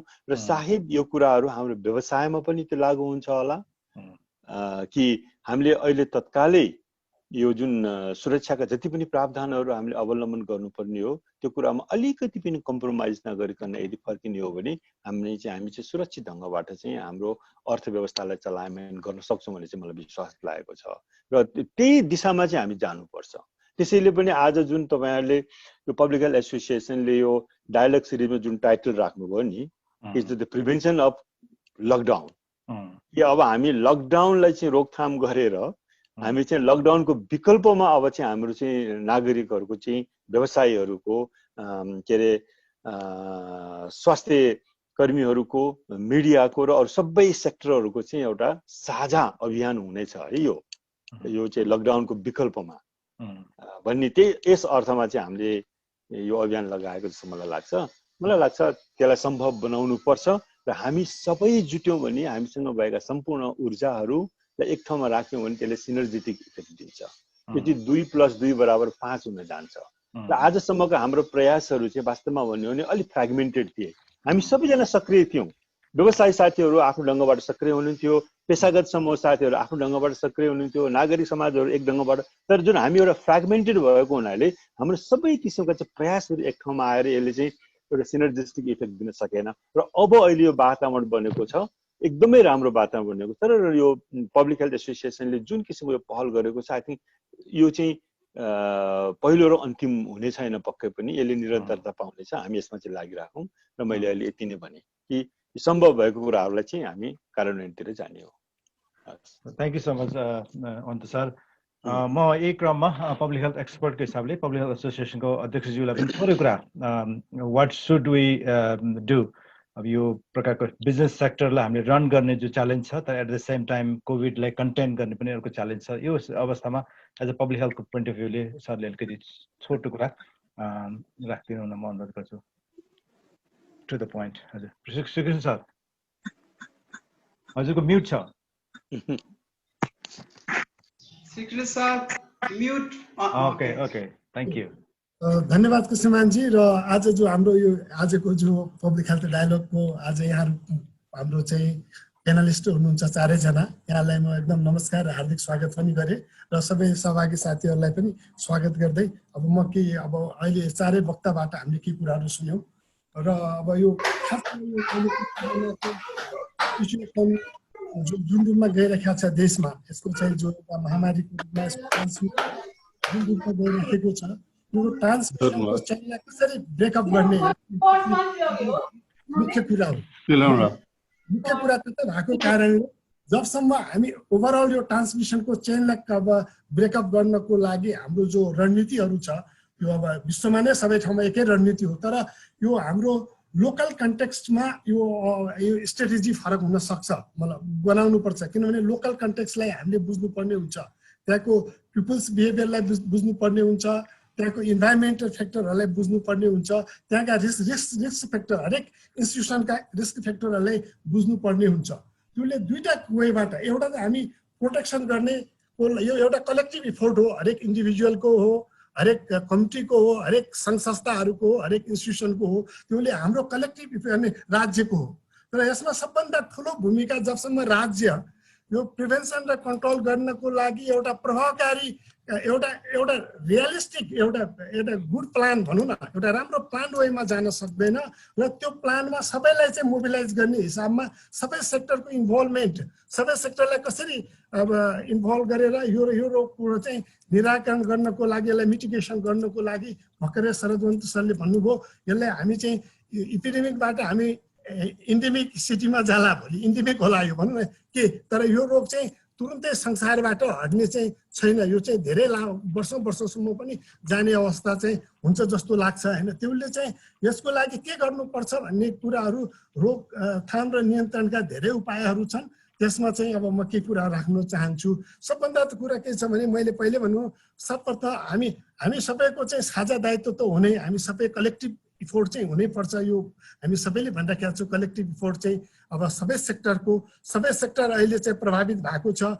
फेरि अब एउटा मात्र सेक्टर पनि हामी सबै सेक्टर चलायमान गरेन भनेपछि हामी राम्रो चाहिँ अब बिजनेस सेक्टर राम्रो अगाडि आउन सक्दैन। त्यसले हरेक सेक्टरलाई चलायमान कसरी गर्ने भन्ने अहिलेको सबभन्दा ठुलो चुनौती हो। यसको लागि सबभन्दा पहिले त अहिले हामी देखेको अहिले प्रोटेक्टिभ मेजरहरू जति छ हरेकलाई पालना गर्नको लागि कमिटीको चाहिँ इन्भल्भमेन्ट एकदम आवश्यक छ। मैले देखेको जबसम्म कमिटीले चाहिँ त्यो कुराको ओनरसिप रिस्पोन्सिबिलिटी र उनीहरूले यो गर्नुपर्छ भन्ने त्यो अब इन्डिभिजुअल फरक छन्। हाम्रो देशमा हामी नेपालीहरूको विभिन्न लेभलको अब बुझाइ, उनीहरूको रहनसहन, उनीहरूको स्टाटस फरक छ होइन।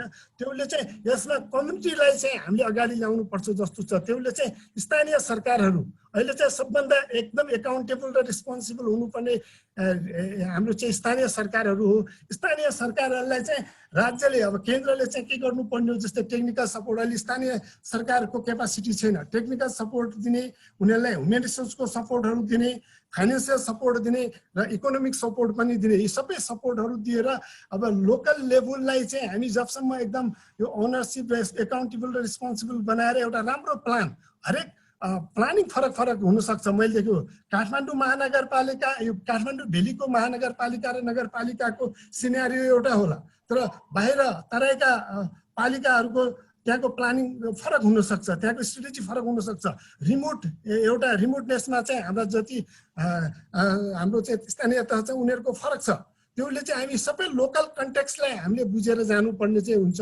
त्यसले हामी के चाहिँ अहिले चाहिँ के छ भने प्रोटेक्टिभ मेजर र रिस्क एसेसमेन्ट रिस्क फ्याक्टरलाई चाहिँ कम गर्नको लागि हामी सङ्घ संस्थाहरूको भूमिकाहरू चाहिँ एकदम बढी महत्त्वपूर्ण हुन्छ। यसमा हामी सबै लाग्नुपर्छ।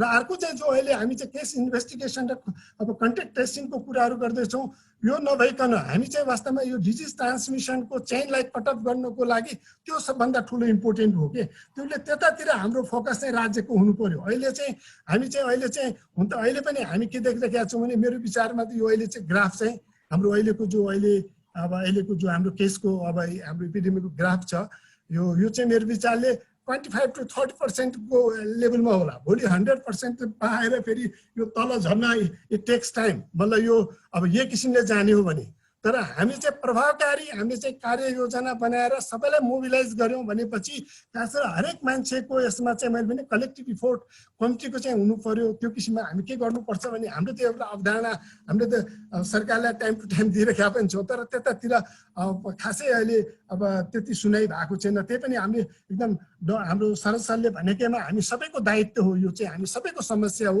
3 करोड नेपालीकै समस्या, हरेक सेक्टरको समस्या भएको कारणले हामी सबै रिस्पोन्सिबल भएर कलेक्टिभ इफोर्टमा हामी चाहिँ जानुपर्छ। एउटा त्यो। अब अर्को कुराहरू मैले के भन्न खोजेँ भने जस्तै एउटा उदाहरण दिउँ। अब हेर्नुहोस् न अब कसरी गर्न सकिन्छ त भन्ने हिसाबमा काठमाडौँमै अब अहिले हामी चाहिँ असमतिर र त्यो भित्री एरियाहरूलाई हेर्ने हो भने चाहिँ हामी चित्रण गर्ने हो भने त्यहाँको ट्रान्समिसन कसरी रोक्छौँ त?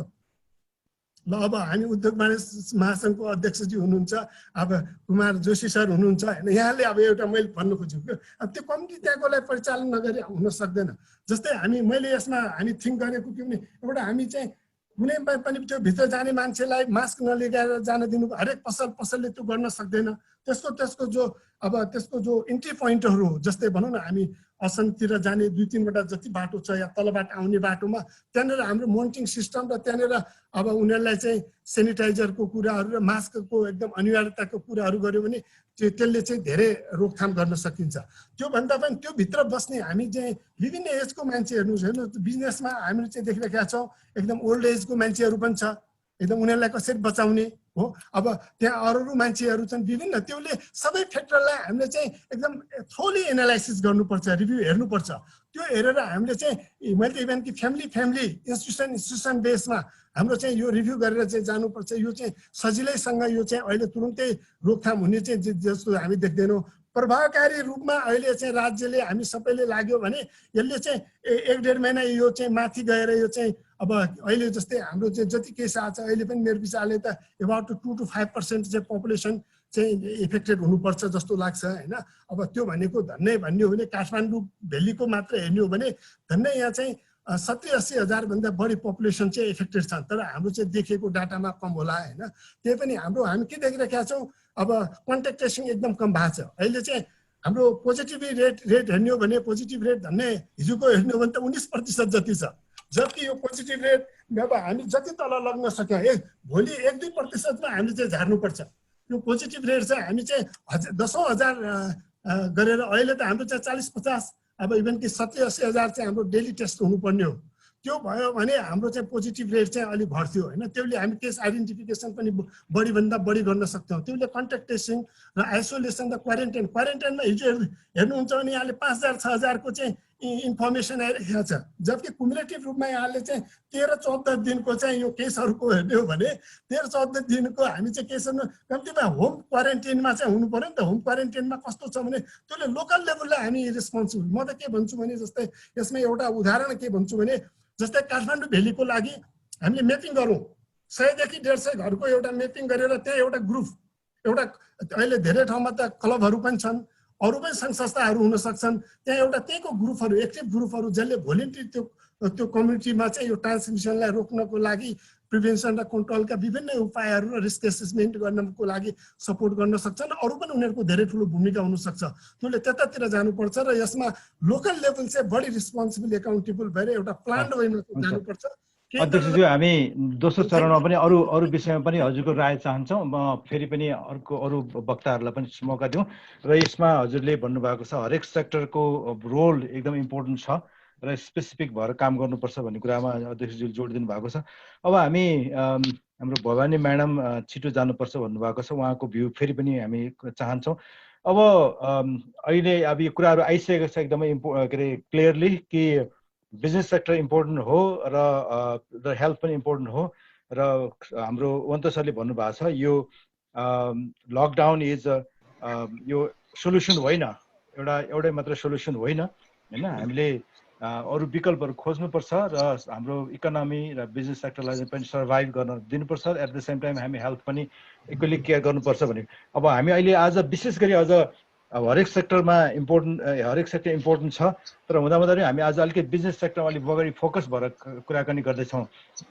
बिजनेस सेक्टरमा हेर्दाखेरि के देख्छौँ भने हामी अलिकति एउटा जेनरल पिपल हेल्थ वर्करको हिसाबले हेर्दाखेरि जब लकडाउन एक प्रकारले लिफ्ट अप भयो, अब यातायात चलेका छन्, त्यसपछि पसलहरू चलेका छन्, इन्डस्ट्रीहरू केही चलेको छन्, त्यहाँ हेर्दाखेरि के देखिन्छ भने भिडभाड छ होइन।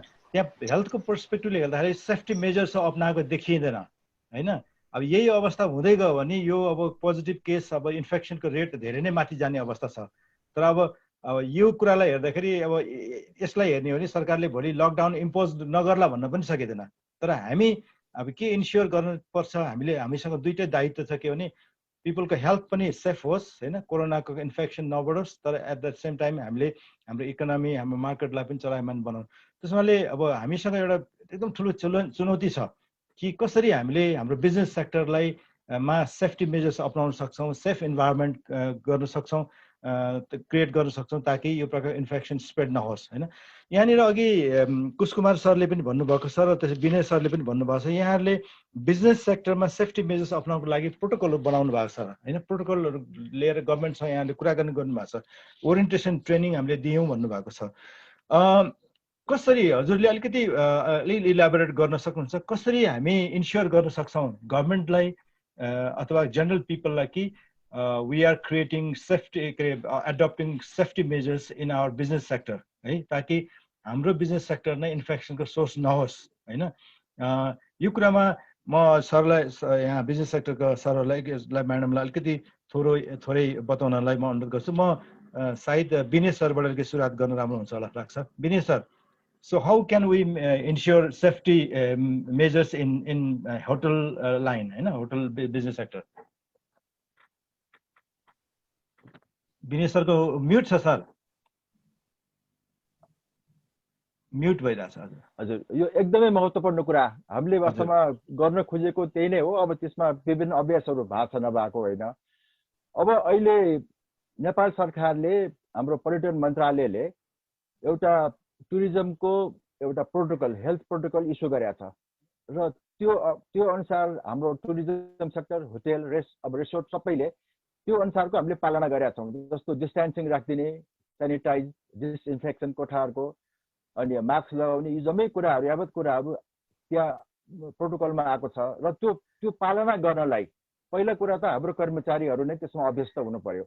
हाम्रो कर्मचारीहरूलाई हामीले ओरिएन्टेसन ट्रेनिङहरू दिएर हुन्छौँ, तर अब समय छोटो छ, एउटा विषम परिस्थितिमा कति सिक्छन्, कति अब सर्ट टाइममा गर्नुपर्छ। त्यो हामीले नेपाल टुरिज्म बोर्डको सहयोग लिएर त्यस्ता कामहरू गरिरहेका छौँ। आज यो फोरममा म के राख्न चाहन्छु भने हामीलाई तपाईँ जस्ता पब्लिक हेल्थ एक्सपर्टहरूले, तपाईँहरूको हामीलाई एक्सपर्ट सर्भिस, एक्सपर्ट हाम्रो गाइडेन्स, एडभाइस हामीलाई चाहियो। त्यसले गर्दाखेरि हामी बढीभन्दा बढी प्रोटोकल त छ, अब संसारले नै त्यही गरे हो। हाम्रो छिमेकका राष्ट्र लगायत अहिलेको संसारका बेस्ट प्र्याक्टिसहरू जहाँ पनि हामी हेर्छौँ त्यहाँ चाहिँ रोगलाई पनि कम गराउनु कोसिस भएको छ, भोगलाई पनि रोग कम गराउनु कोसिस भएको छ र हेल्थ सँगसँगै इकोनोमिक पाटोलाई पनि सँगसँगै चलायमान गरेर गएको छ र they are to large extent सफल पनि भएको छन्। त्यो गर्दाखेरि प्रोटोकल हामीका जुन आछ प्रोटोकल पुरा रूपमा पालना गर्नु पर्यो। त्यो म आफैबाट सुरु गर्नु पर्यो, मेरो परिवार, मेरो कर्मचारी, कामदार, मेरो ग्राहक सबैलाई मैले गर्न सक्नु पर्यो। त्यसको म कमिटेड हुनु पर्यो सबभन्दा पहिला। त्यो कमिटमेन्ट गराउने कुराहरू अब अलिकति ओरिएन्टेसन, अलिक तालिमबाट कतिले नबुझे पनि छ। हामीले पनि हाम्रा साना मझौला हाम्रो प्रतिष्ठानहरूमा गएर हेर्दाखेरि कति मान्छेहरूले, होटल ओनरहरूले नै अब यो डिस्टेन्स राखेर के फाइदा हुन्छ भन्ने कुराहरू पनि हामीले बताउनु पर्या हुन्छ। सुरु अब त्यो कुराहरू त अहिले धेरै अभ्यस्त भइसकेको छ अहिले त, तर यो कुराहरू हामीलाई एकदमै आवश्यक छ। र सँगसँगै सरकारको एउटा म के एउटा अपेक्षा गर्छु भने सरकारी सिसिएमसी अथवा जिल्ला कार्यालय, स्वास्थ्य मन्त्रालय उहाँहरूको एउटा अनुगमनको एउटा प्रक्रिया छ, संयन्त्र छ। त्यो अनुगमनले इफेक्टिभली काम गरिरहेको आजको दिनमा छैन। अब भन्दाखेरि कतिले नबुझे पनि हुनसक्छ, बुझाइदिनु पर्यो, किन यो टेक्निकल कुरा छ। यो कतिले जानेर पनि डगेर हुनसक्छ, किन बिजनेस सञ्चालन गर्दाखेरि चचारो पर्या हुन्छ।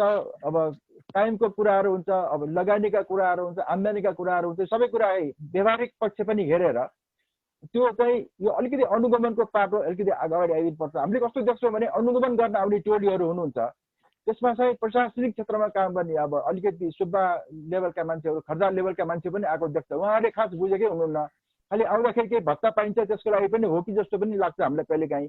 त्यो चाहिँ नि तपाईँहरू जस्तो पब्लिक हेल्थ एक्सपर्टहरूको गाइडेन्समा गर्न पाइयो भने हामीले सिक्नुपर्छ। हामी त्यसलाई ओपन छौँ, किनभने हाम्रो प्रायोरिटी भनेको हाम्रो आफ्नो र परिवारको, समाजको, हाम्रो हेल्थ हामी बचाउनै पर्छ। सँगसँगै हाम्रो यो इकोनोमिक एक्टिभिटिज बढाउँदाखेरि यसमा हामीले यो एकदमै महत्त्वपूर्ण कुरा छ। अहिले सरकारले चाहिँ यो टुरिज्म सेक्टरमा एउटा डोमेस्टिक टुरिज्मको अवधारणा सरकारले लिएको छ। त्यसमा चाहिँ अब सिभिल सर्भेन्ट लगायत अर्गनाइज सेक्टरका कामदार कर्मचारीलाई केही रकम एउटा पेड होलिडेको कन्सेप्ट ल्याएर अलिकति देश दर्शनमा पठाउने भन्ने कन्सेप्ट आइरहेछ। तर मलाई लाग्छ त्यो गर्न सकियो भने अलिकति हाम्रो आर्थिक अलिकति इकोनोमिक एक्टिभिटिज बढेर अलिकति चलायमान हुन्छ। त्यो भन्ने बित्तिकै जस्तो यो त अब हाम्रो नेपालीहरू होमस्टेमा गाउँघरमा पनि जानुहुन्छ, हिमाल, पहाड, तराई, उपत्यका जहाँ पनि जानुहुन्छ। त्यो हाम्रो स्थानीय निकायहरू, स्थानीय हाम्रो लोकल बासिन्दाहरूलाई उहाँहरूको स्वास्थ्य हामीले हेर्नै पर्छ भनेको यो बारेमा पनि तालिमको एकदमै आवश्यकता छ। त्यसले पहिला कुरा त घुम्ने मान्छेहरू हुन्छ। अहिलेको दसैँ तिहार पछाडिसम्म त यस्तै होला। दसैँ तिहार पछाडि केही सहज भयो भने नेपालीहरू प्रशस्त मात्रामा घुम्न जाने, हामीले प्रशस्त मात्रामा इन्क्वायरी हामीसँग छ। मैले अहिले पनि बताएको थिएँ कि सबैले कोभिड प्रोटेक्सन कसरी गर्नुभएको छ तपाईँहरूले भनेर सोध्ने हाम्रो पहिलो प्रश्न त्यही हुन्छ। त्यस कारणले यो मानेमा हामीलाई ओरिएन्टेसन, हामीलाई ट्रेनिङ हामीलाई एकदमै आवश्यक छ। सरकारले हप्ताको 2 दिन बिदा गर्ने भनेर एउटा प्रस्ताव पनि अगाडि बढिरहेको अवस्था छ। अहिले हप्ताको 2 दिन बिदा गर्ने हो भने ठुला सहरहरू, काठमाडौँ जस्ता ठुला सहरहरूको वरिपरिका मान्छेहरू प्रशस्त मात्रामा घुम्न निस्किन्छन्। त्यो बेलामा सङ्क्रमण त रोक्नै पर्यो। हामीले सङ्क्रमण रोक्नलाई हाम्रो स्थानीय बासिन्दा लगायत हामी व्यवसायी, हाम्रो कामदार कर्मचारी सबैलाई तालिमको एकदमै आवश्यक छ। एउटा प्रोटोकल आइसकेको छ। मैले अहिले भनिहालेँ हाम्रो इन्टरनेसनल चेन होटलहरूको प्रोटोकल पनि हामीसँग छ। त्यो हाम्रो होटल एसोसिएसनले हाम्रो मेम्बरहरूलाई हामी साना मझौला ठुला गरेर चरणबद्ध रूपमा हामीले तालिमहरू दिइरहेका छौँ। त्यो तालिमहरू अझ बढाउन आवश्यक छ। त्यतिले मात्रै पुगिरहेको अवस्था आज छैन, किन सङ्क्रमणको जुन गतिले बढिरहेछ त्यतिले पुग्दैन। हामीले एकदमै ठुलो मात्रामा देशैभरि हामीले त्यो आवश्यक छ यो तालिम गर्नलाई। त्यसमा चाहिँ अब यहाँहरूसँग हामी बसेर यसमा अझ एउटा आउटलाइन बनाएर हामी अझ अगाडि बढ्न हामी तयार छौँ। यसमा केही छलफल गरौँ, हामी अगाडि बढौँ। अहिलेलाई यति नै राखेँ। धन्यवाद। Thank you Vinay sir. हजुर हाम्रो भवानी म्याडम उहाँले चाहिँ छोडिसक्नु भयो जस्तो लाग्छ। भवानी म्याडम हजुर म्याडम हजुर छोड्नुभन्दा अगाडि छोटो केही कुरा सेयर गर्न चाहनुहुन्छ?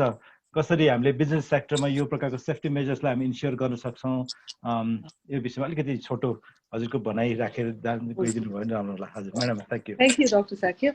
अघि हाम्रो डक्टर अन्तजीले भन्नुभएको थियो जुन चाहिँ यो जुन अर्थतन्त्र र जुन रोग पनि एकैचोटि चाहिँ हामी साइमल्टेनियसली अगाडि बढ्नुपर्छ भन्ने कुरा अवश्य नै हो। कसरी हामी रोगसँग लड्ने र कसरी हाम्रो अर्थतन्त्रलाई चलायमान बनाउने भन्ने कुरामा चाहिँ हामी एकैचोटि अगाडि बढ्नुपर्छ भन्ने कुरामा नै हामीले चाहिँ यो सेफ्टी प्रोटोकल पनि बनाएको हौँ, जुन एनबिआईले जुन इनिसिएट गरेको छ। र यसमा चाहिँ अहिले चाहिँ जुन पर्यटन व्यवसायको तर्फबाट को विनायकजीले भनिसक्नुभयो होटलको कुराहरू। यस्तै गरेर अरू इन्डस्ट्रिजहरूमा पनि जस्तै साना ठुला इन्डस्ट्रिजहरू छ, त्यहाँ पनि जस्तै बाहिरबाट आएको जुन श्रमिकहरू छ तिनीहरूलाई चाहिँ त्यही उद्योगभित्रै राखेर चाहिँ एउटा क्वारेन्टिन बनाउने भन्ने कुरा जस्ता चाहिँ एउटा सेफ्टी मेजर्सहरू पनि अप्नाइरहेको छ, जुन स्वास्थ्य मन्त्रालयले चाहिँ दिएको छ होइन। र उनीहरूको चाहिँ हेल्थ चेकअपका कुराहरू, उनीहरू दिनौँ काम गर्न भन्न आउँदाखेरि जुन गर्नुपर्ने मास्क सेनिटाइजर या चाहिँ उनीहरूको चाहिँ जुन फिभर हेर्ने तरिकाहरू र त्यस सम्बन्धमा त्यो सँगसँगै चाहिँ बाहिरबाट आएको चाहिँ धेरै ठुल्ठुलो इन्डस्ट्रिजमा श्रमिक भएकोले गर्दा उनीहरूलाई चाहिँ क्वारेन्टिनमा त्यही फ्याक्ट्रीभित्र या चाहिँ उनीहरूकोमा ठाउँ छैन भने अर्को स्कुल लिएर या कुनै ठाउँ लिएर चाहिँ यसरी राखेर पनि अहिलेको हाम्रो उद्योगका साथीहरूले गरिरहनु भएको छ भने सानो जुन व्यवसायहरू गर्ने पसलकाहरूले पनि उहाँहरूले चाहिँ आफ्नो पसलमा आउनुभन्दा अगाडि जस्तै भाटबटिनीकै कुरा गरौँ या अरू पसलको चाहिँ सेनिटाइजर राखेर बाहिर र त्यहाँ चाहिँ उहाँहरूको चाहिँ फिभर चेक गर्नेदेखि लिएर मास्क नलगाएर भित्र जान नदिने जस्ता कुराहरू गरिरहनु भएको छ।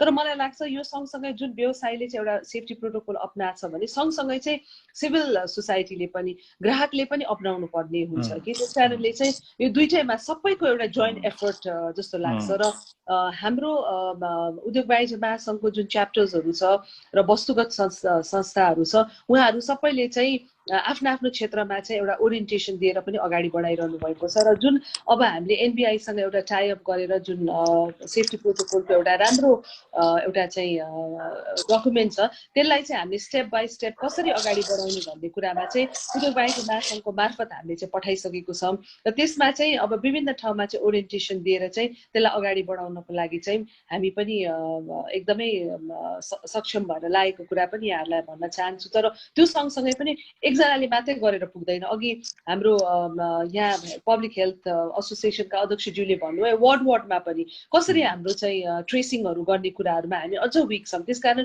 टोलको वार्डहरूलाई पनि हामीले मोबिलाइज गर्नु पर्यो। बरु त्यसमा चाहिँ हाम्रा जिल्लाका चेम्बर्सहरू हाम्रा एकाइहरू छ उनीहरूलाई पनि हामीले कसरी टाइअप गर्न सकिन्छ वार्डमा गाउँमा त्यसरी अगाडि बढाउन सक्यो भने चाहिँ मलाई लाग्छ हाम्रो एउटा मात्रै सेक्टरले गरेर चाहिँ यो हुन सक्दैन। त्यस कारणले सबै सेक्टर मिलेर चाहिँ सँगै मिलेर काम गरौँ भन्न पनि म चाहन्छु। र मलाई लाग्छ यो त हाम्रो एउटा पहिलो छलफल मात्रै हो। यसलाई अगाडि इनिसिएटिभ लिएर चाहिँ जुन यहाँहरूले अगाडि बढाइरहनु भएको छ त्यसलाई चाहिँ हामी long term short term medium term र लङ टर्म स्ट्राटेजी कसरी बनाउन सकिन्छ भन्ने कुरामा अझ छलफल गर्न सकिन्छ।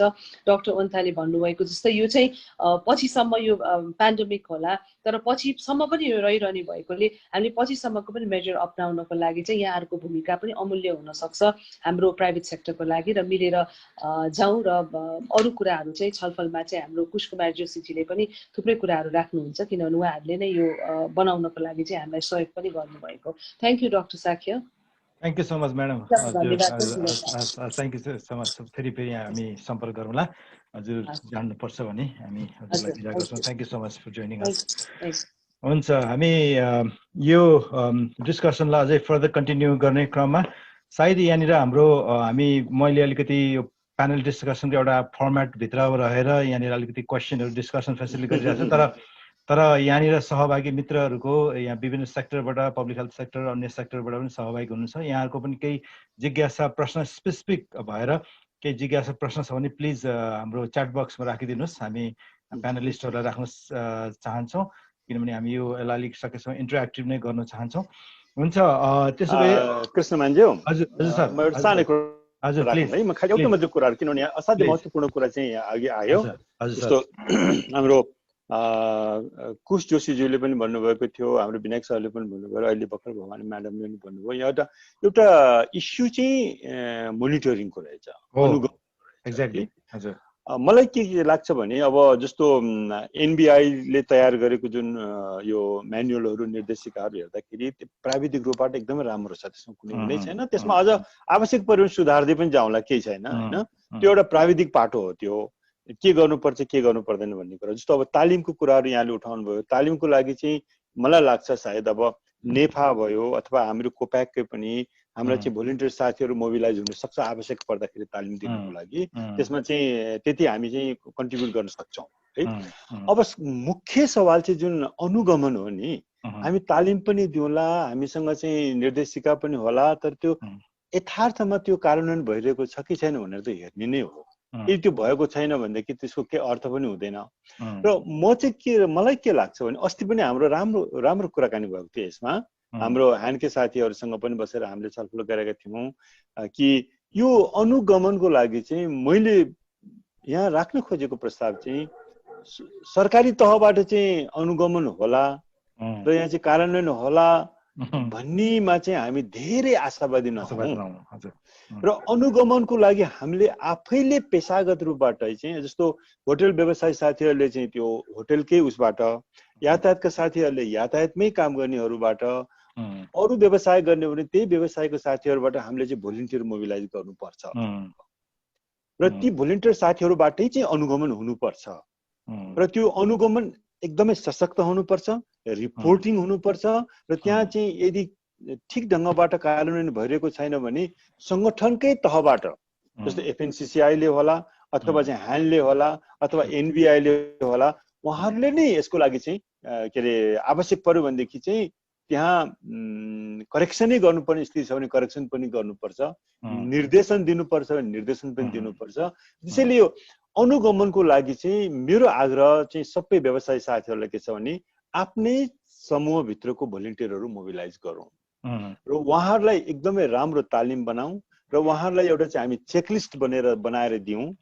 र त्यस पछाडि यदि उहाँहरूबाट चाहिँ अनुगमन हुन्छ भनेदेखि मलाई लाग्छ त्यो प्रभावकारी हुन्छ। अब सरकारी निकायबाटै अनुगमन होला यो होला त्यो होला भन्ने उसमा चाहिँ मलाई त्यति धेरै अहिले म त्यति धेरै आशावादी छैन, किनभने त्यो औपचारिकतामा बढी सीमित हुन सक्छ। अब त्यो अनुगमन भएन भने त्यो रिपोर्टिङ होला, त्यो प्रतिवेदन कहाँ जान्छ, कहाँ थन्किन्छ, अनि त्यहाँ भएका कमी कमजोरहरू कसरी करेक्सन हुन्छ त्यसको कुनै किसिमको सुनिश्चितता हुँदैन। त्यसैले यो पाटोमा चाहिँ हामी अलिकति छलफल गर्नु पाए, अहिले नभए पनि हामी अर्को बसाइमा भए पनि छलफल गरेर यो अनुगमनको लागि चाहिँ कसरी पेशागत समूह व्यवसायी साथीहरूले चाहिँ भोलिन्टियर मोबिलाइज गर्ने त्यसको बारेमा चाहिँ केही कुराहरू छलफल भए राम्रो हुन्छ।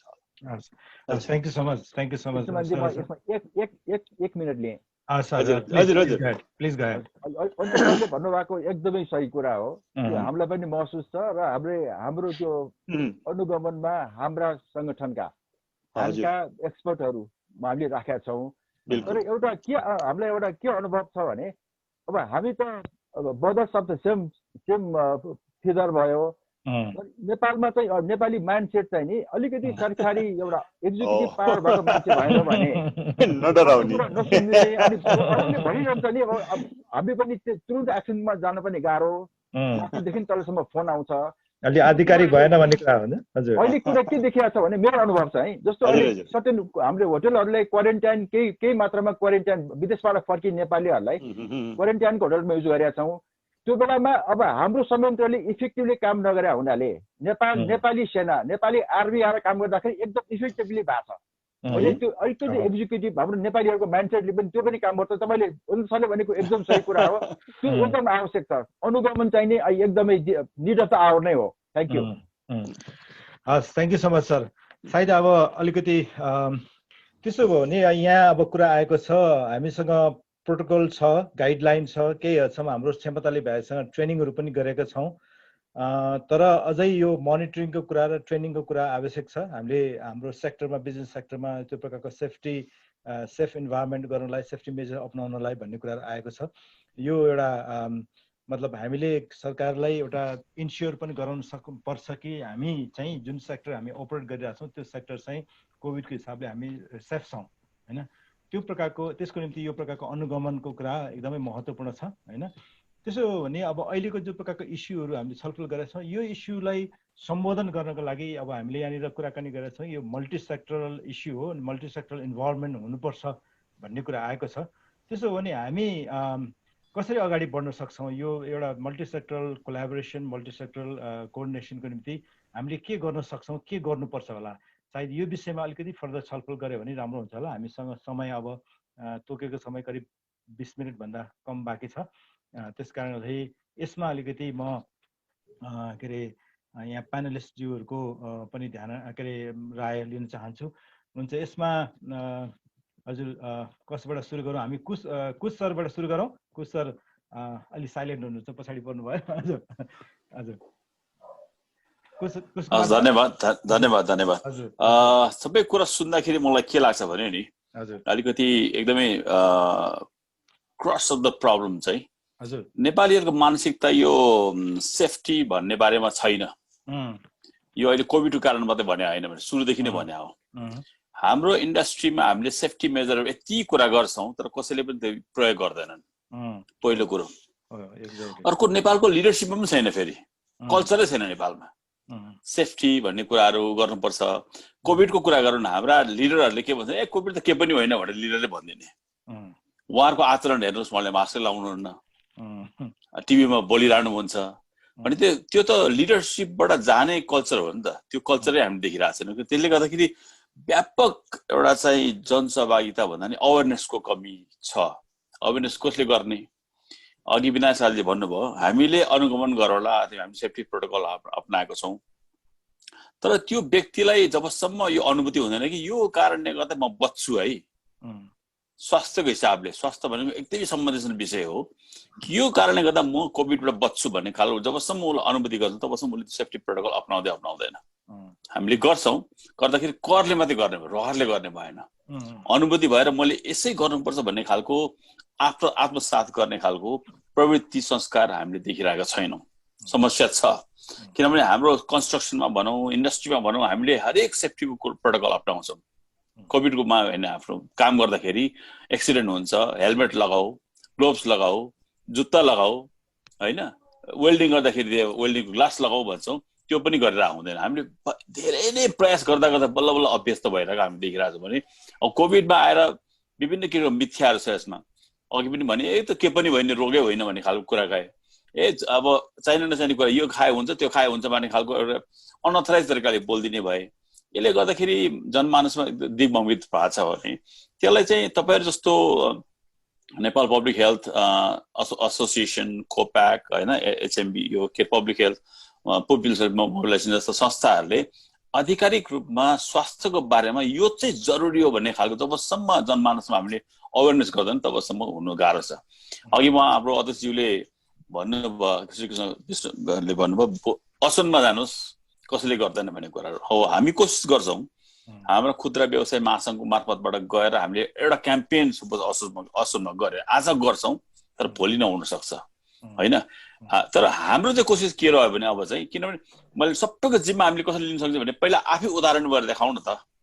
जस्तो होटलको कुरा गर्नुभयो, होटल एसोसिएसनले के भन्दैछ भने सरकारलाई, नेपाल चाहिँ अब पर्यटकको लागि राम्रो डेस्टिनेसन नै भएर, किनभने नेपालमा कोभिड फैले चाहिँ गाह्रो छ, पर्यटन आउनु चाहे पनि आउनु सक्दैन भने। होटल व्यवसायले के भन्यो भने होइन, हाम्रो पर्यटकहरूलाई, हाम्रो गेस्टहरूलाई हामीले एयरपोर्टदेखि नै सुरक्षा मापदण्ड अपनाएर हामी होटलमा लगाएर, होटलबाट पुऱ्याएर घुमाएर फेरि पठाइदिएमा हामी लिन्छौँ, जिम्मेवारी हामीलाई दिनुहोस् भन्छ। सरकारले दिन सकेको छैन, किन आफ्नो ग्राहक जान आँटिसक्यो, होटल बन्द हुन आँटिसक्यो, उपाय त निकाल्नु पर्यो नि त। संसारमा धेरै देशहरू छन्, तपाईँ ताइवान हेर्नुहोस्, न्युजिल्यान्ड हेर्नुहोस्, भियतनाम हेर्नुहोस्, इभन छिमेकी भुटानमा मात्र हेर्नुहोस् न, कस्तो राम्रोसँग डिसिप्लिन मेन्टेन गरेछ, आत्मसात गरेछ कि यो रोगलाई। तर यहाँ नेपालमा हामीले आत्मसात गरेको छैन, मिथ्या मात्रै बनाइरहेको छ। भने अहिलेको यो आजको छलफलमा तपाईँ जस्तो एक्सपर्टले यो मिथ्यालाई हटाउने एउटा क्याम्पेन गर्नु पर्यो। त्यो चाहिँ एकदम इम्पोर्टेन्ट छ। अनुगमन त गरौँला, गर्नै पर्छ। उहाँले भने जस्तै अथोरिटेटिभ अनुगमन भन्ने मात्रै हुनसक्छ, लुज फर्ममा अनुगमन गरेर चाहिँ आज एकछिन गर्ने हो, भोलि त हुनसक्छ भन्ने कुरा विनायक सरले भनेको कुरा एकदम ठिक हो। त्यसैले मैले यो तपाईँहरूसँग सुझाव लिन खोजेको चाहिँ, स्वास्थ्य भनेको एकदम संवेदनशील विषय हो। यसमा तपाईँहरू सबैजनाले स्वास्थ्यप्रति सचेत हुने खालको कस्तो किसिमको सेन्सिटिभ एउटा क्याम्पेन गर्नुहुन्छ, त्यसमा हामी सबै तयार छौँ। अनि बल्ल जनमानसमा कुरा बुझ्छ, यसलाई अवेरनेस क्याम्पेन गर्ने, पब्लिकमा जाने अथवा क्लस्टर अप्रोचमा जाने, जहाँ जान सकिन्छ, फेज 1, फेज 2, फेज 3 गरौँ। पहिला इन्डस्ट्रीबाट सुरु गरेर यो इन्डस्ट्री मोडल रहेछ, यो दोकान मोडल रहेछ, यो रेस्टुरेन्ट मोडल रहेछ, यो होटल मोडल रहेछ त भन्ने खालको गयो भने त्यसलाई हामीले देखाउँ मान्छेहरूलाई यसरी गरिरहेछ भन्ने कुरा, होइन। अनि बल्ल चाहिँ हामी यसलाई बिस्तारै पब्लिकमा जाने हो। अथवा यो टोल भनौँ, यो टोल चाहिँ मोडल रहेछ, वार्डले देखाउँछ, मेरो वार्डमा के पनि छैन, मैले 0 टलरेन्स, कुनै पनि मेरो कोभिड छैन भने उसले चाहिँ देखाउन सकोस्, उसलाई हामीले एक्जाम्पल देखाइदिउँ। यस्ता किसिमका अभ्यासहरू गऱ्यो भने त्यसले बिस्तारै त्यसले अगाडि बढ्न सक्छ। त्यसैले तपाईँहरूको आजको अपेक्षा हाम्रो चाहिँ जनमानसमा जनस्वास्थ्यको विषयमा सरकारवालाहरूले, तपाईँहरूले यति राम्रोसँग यस्ता खालको अभ्यास गरिदिनुपर्छ, हामी सहयोग गर्छौँ। अनि बल्ल यो कोभिडको प्रक्रिया, कोभिडको रोगको बारेमा हामी रोकथाम गर्ने, नियन्त्रण गर्ने प्रक्रिया हामी जान सक्छौँ। होइन भने कुरा गर्यो तर माथिल्लो लेभलले, हिजै मात्र भनौँ न, स्वास्थ्य मन्त्रीजीको कुरा सुन्दाखेरि हामी सुनिरह्यौँ, धेरै लामो सुनिरह्यौँ। हामी त्यो त्यहाँ पुग्दा स्वास्थ्य मन्त्रालय जान्छ, स्वास्थ्य मन्त्रालय प्रोटोकलै छैन त्यहाँ।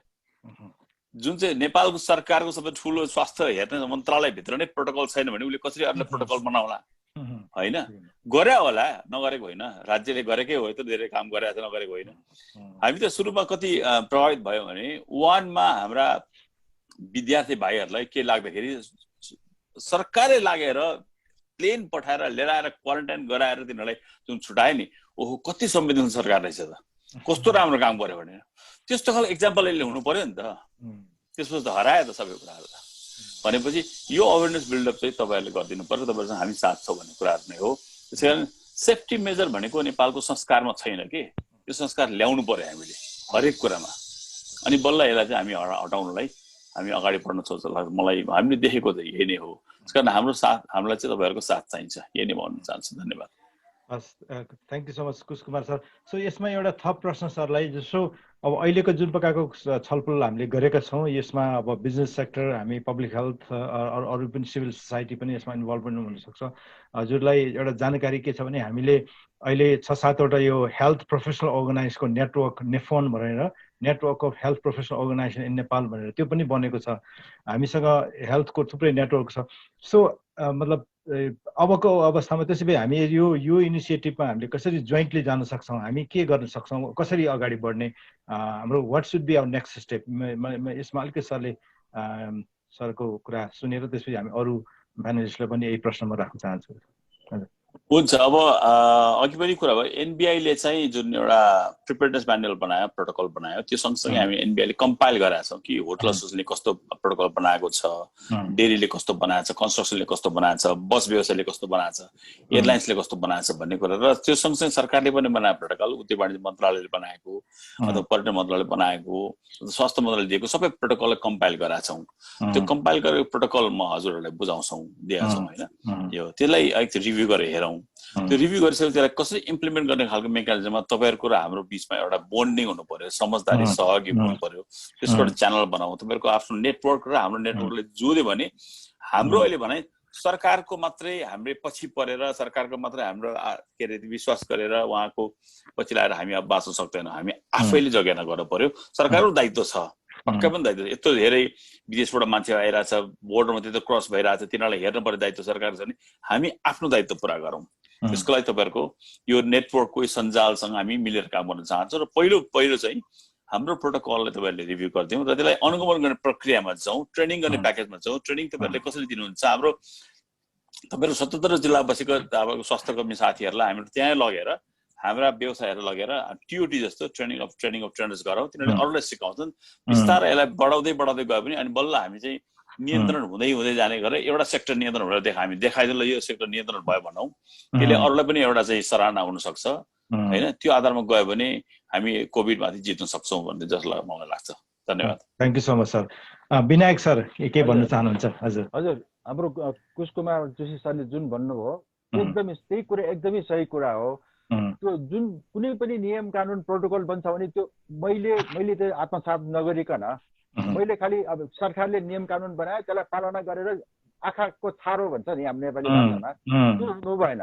त्यो चाहिँ जबसम्म आफै कन्भिन्स हुन्न मैले मान्दिनँ हो। त्यस कारणले तपाईँहरू पब्लिक हेल्थ, तपाईँहरूको कुरा सुनिन्छ। त्यस कारणले यो दिशामा हामी संयुक्त रूपमा काम गरौँ कि यो जे अब यो कोरोना कोभिडको जुन सङ्क्रमण छ त्यसबाट बच्ने उपाय यो उपाय हो। त्यो हामी कन्भिन्स भयौँ भने हामी अगाडि जान सक्छौँ। यसमा चाहिँ अब विभिन्न आर्थिक पाटोहरू पनि धेरै हुन्छ होइन। जस्तो अहिले हामी कति ठाउँमा देखिरहेको हुन्छौँ बोर्डर सिल भएको हुन्छ तर मान्छे त आइरहेको हुन्छ भनेको त्यहाँ त्यस्तो कुराहरू। अब जस्तो अहिले नै हाम्रो काठमाडौँमै हेऱ्यो भने पनि कति ठाउँमा सपिङ मलहरूमा त्यो नियम कानुन पालना भएको हामी देखिरहेको हुँदैनौँ।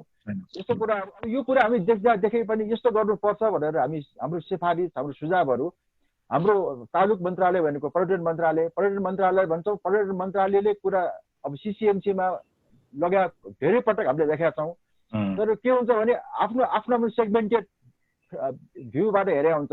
स्वास्थ्य मन्त्रालयले यो कुरा हुँदैन भनिदिन्छ, गृह मन्त्रालयले यो कुरा हुँदैन भनेपछि त्यो कुरा हुँदैन, हुने कुरा पनि हुँदैन। भनेको यो कुराहरू हामी सबै एउटा टिमले काम गर्यो भने अगाडि बढ्न सकिन्छ। त्यस कारणले यहाँहरूको साथ सहयोग लिएर हामी अगाडि बढ्न सक्छौँ। किनभने रोग र भोग दुवैलाईबाट हामी बस्नुपर्छ। Thank you so much sir. Sharad sir, हजुर, what should be the way forward? हजुर अब कुरा धेरै आइसक्यो है। सायद अब ठ्याक्कै यस्तै भनेर फर्मुलै त हामीसँग छैन। हामी यो मुख्य हाम्रो चाहिँ बटम लाइन चाहिँ के छ भने हामीले सहकार्य गर्नुपर्छ। हामीले चाहिँ मल्टिसेक्टरल एप्रोचबाट नै यो काम गर्नुपर्छ भन्ने चाहिँ हाम्रो मूल मान्यता हो। अब यो कसरी गर्न सकिन्छ भन्ने कुराहरू चाहिँ यसका चाहिँ मेकानिजम, यसका संयन्त्रका कुराहरू, एप्रोचको कुराहरूमा चाहिँ हामी फेरि पनि बसौँला। तर कम्तीमा आज हामीले एउटा जुन किसिमको एउटा हाम्रो एउटा चाहिँ असाध्यै महत्त्वपूर्ण एउटा अन्डरस्ट्यान्डिङ भयो, त्यो चाहिँ हाम्रो लागि बटम लाइन हो। किनभने म फेरि पनि के दोहोऱ्याउन चाहन्छु भने हामी सबैजना सुरुकै दिनदेखि सक्रिय हौँ। हामी सबैलाई चिन्ता लागेकै हो। हामीले कहिले पनि यसरी सँगै बसेर एउटा चाहिँ साझा हाम्रो सरकारलाई चाहिँ यसरी सेयर गरेका थिएनौँ र यो अब हामीले सुरु भएको छ जस्तो मलाई लाग्छ। त्यसकारण मलाई चाहिँ के लाग्छ भने अब जस्तो नेफोन बनेको छ, यतापट्टि चाहिँ अब व्यवसायी साथीहरूको FNCCI भयो, ह्यान्ड भयो, अब NVI को त्यत्रो इनिसिएटिभहरू सुरु भएको छ। यो सबै चिजहरूलाई चाहिँ अब हामी एकपटक फेरि पनि सँगै राखेर मुख्य चाहिँ कस्तो छ भने मल्टिसेक्टरल भनेको पनि सबैले सबै काम गर्ने भन्न खोजेको होइन। त्यो मल्टिसेक्टरल भित्र पनि हरेक सेक्टरको आफ्नो आफ्नो एक्सपर्टिज हुन्छ, आफ्नो आफ्नो एउटा भूमिका हुन्छ है। त्यो सबै भूमिका एक अर्कासँग जोडेर जाने भन्ने हो। जस्तो अब हामी हेल्थ प्रोफेसन्सहरूको चाहिँ केही प्राविधिक कुराहरूमा हाम्रो कन्ट्रिब्युसन होला र मुख्य, अनि त्यसमा चाहिँ अलिकति क्यापासिटी बिल्ड गर्नको लागि तालिमहरू गर्ने उसमा चाहिँ हाम्रो भूमिकाहरू होलान्। तर त्यहाँको व्यवस्थापनको लागि त्यहाँभित्र चाहिँ आवश्यक एउटा चाहिँ वातावरण बनाउने यता सबै कुराहरूको लागि फेरि पनि अरू व्यवसायी साथीहरूको भूमिकाहरू होलान् होइन। र मलाई चाहिँ के लाग्छ भने यो एउटा अभियान भएको हुँदाखेरि यो अहिले वास्तवमै हामीले खोजिरहेको चाहिँ के हो भने नागरिकहरू अलिकति जिम्मेवार हुनु पर्यो भन्ने अर्थमा हो। त्यसैले अघि एकदमै सही कुरा के उठ्यो भने हामी अलिकति यसको बारेमा चाहिँ त्यति जिम्मेवार छैनौँ, सुरक्षाको कुराहरूमा हामी त्यति साह्रो चाहिँ गम्भीर छैनौँ भन्ने कुरा सही हो। हामीले त्यसैलाई सम्बोधन गर्न खोजेको हो। त्यो हामीले देखिरहेका छौँ अरू स्वास्थ्यका अरू समस्याहरूमा पनि र यो कोभिडकै समस्याहरू पनि हामीले देखिरहेका छौँ नि। आखिर नेपालमा हात धुनुपर्छ भनेर त आज भनिएको त होइन नि। नेपालमा वास प्रोजेक्ट सुरु भएको त 30औं वर्ष भइसक्यो होइन। र यो 20 सेकेन्ड हात धुनुपर्छ भन्ने कुराहरू आज भनिएको कुरा होइन होइन। कति गैर सरकारी संस्थाहरू यो प्रोजेक्टमा लागेका थिए, घर घरै साबुन सप्लाई पनि गरेको थियो, तर पनि हामीले कहिले पनि यस्तो यो उहरू भएको थिएन। र आज आएर कम्तीमा अलिकति सकारात्मक कुराहरू देखिएको छ। त्यसैले गर्दाखेरि मलाई चाहिँ के लाग्छ भने हामी यो कसरी जानुपर्छ भन्ने अहिले ठ्याक्कै 1, 2, 3 भनेर त भन्न सक्ने अवस्था छैन। तर सँगै जानुपर्छ भन्ने मान्यता जुन आज स्थापित भयो त्यो चाहिँ महत्त्वपूर्ण हो। हामी फेरि पनि बसौँ र हरेकले आफ्नो भूमिकाको बारेमा चाहिँ एकचोटि फेरि छलफल गरेर मलाई लाग्छ हामी चाहिँ आउन सक्छौँ र असाध्यै महत्त्वपूर्ण छलफल चाहिँ आज हुन सकिरहेको छ होइन। मैले चाहिँ यति मात्रै भन्न सक्छु कि उही जानुपर्छ भन्ने मान्यता आज जुन एउटा स्थापित भयो त्यो चाहिँ सबभन्दा ठुलो महत्त्वपूर्ण कुरा हो। हामी सँगै काम नगरुन्जेलसम्म यो समस्या हल हुन सक्दैन है भन्ने हाम्रो मान्यता भयो। यो सबभन्दा ठुलो कुरा हो।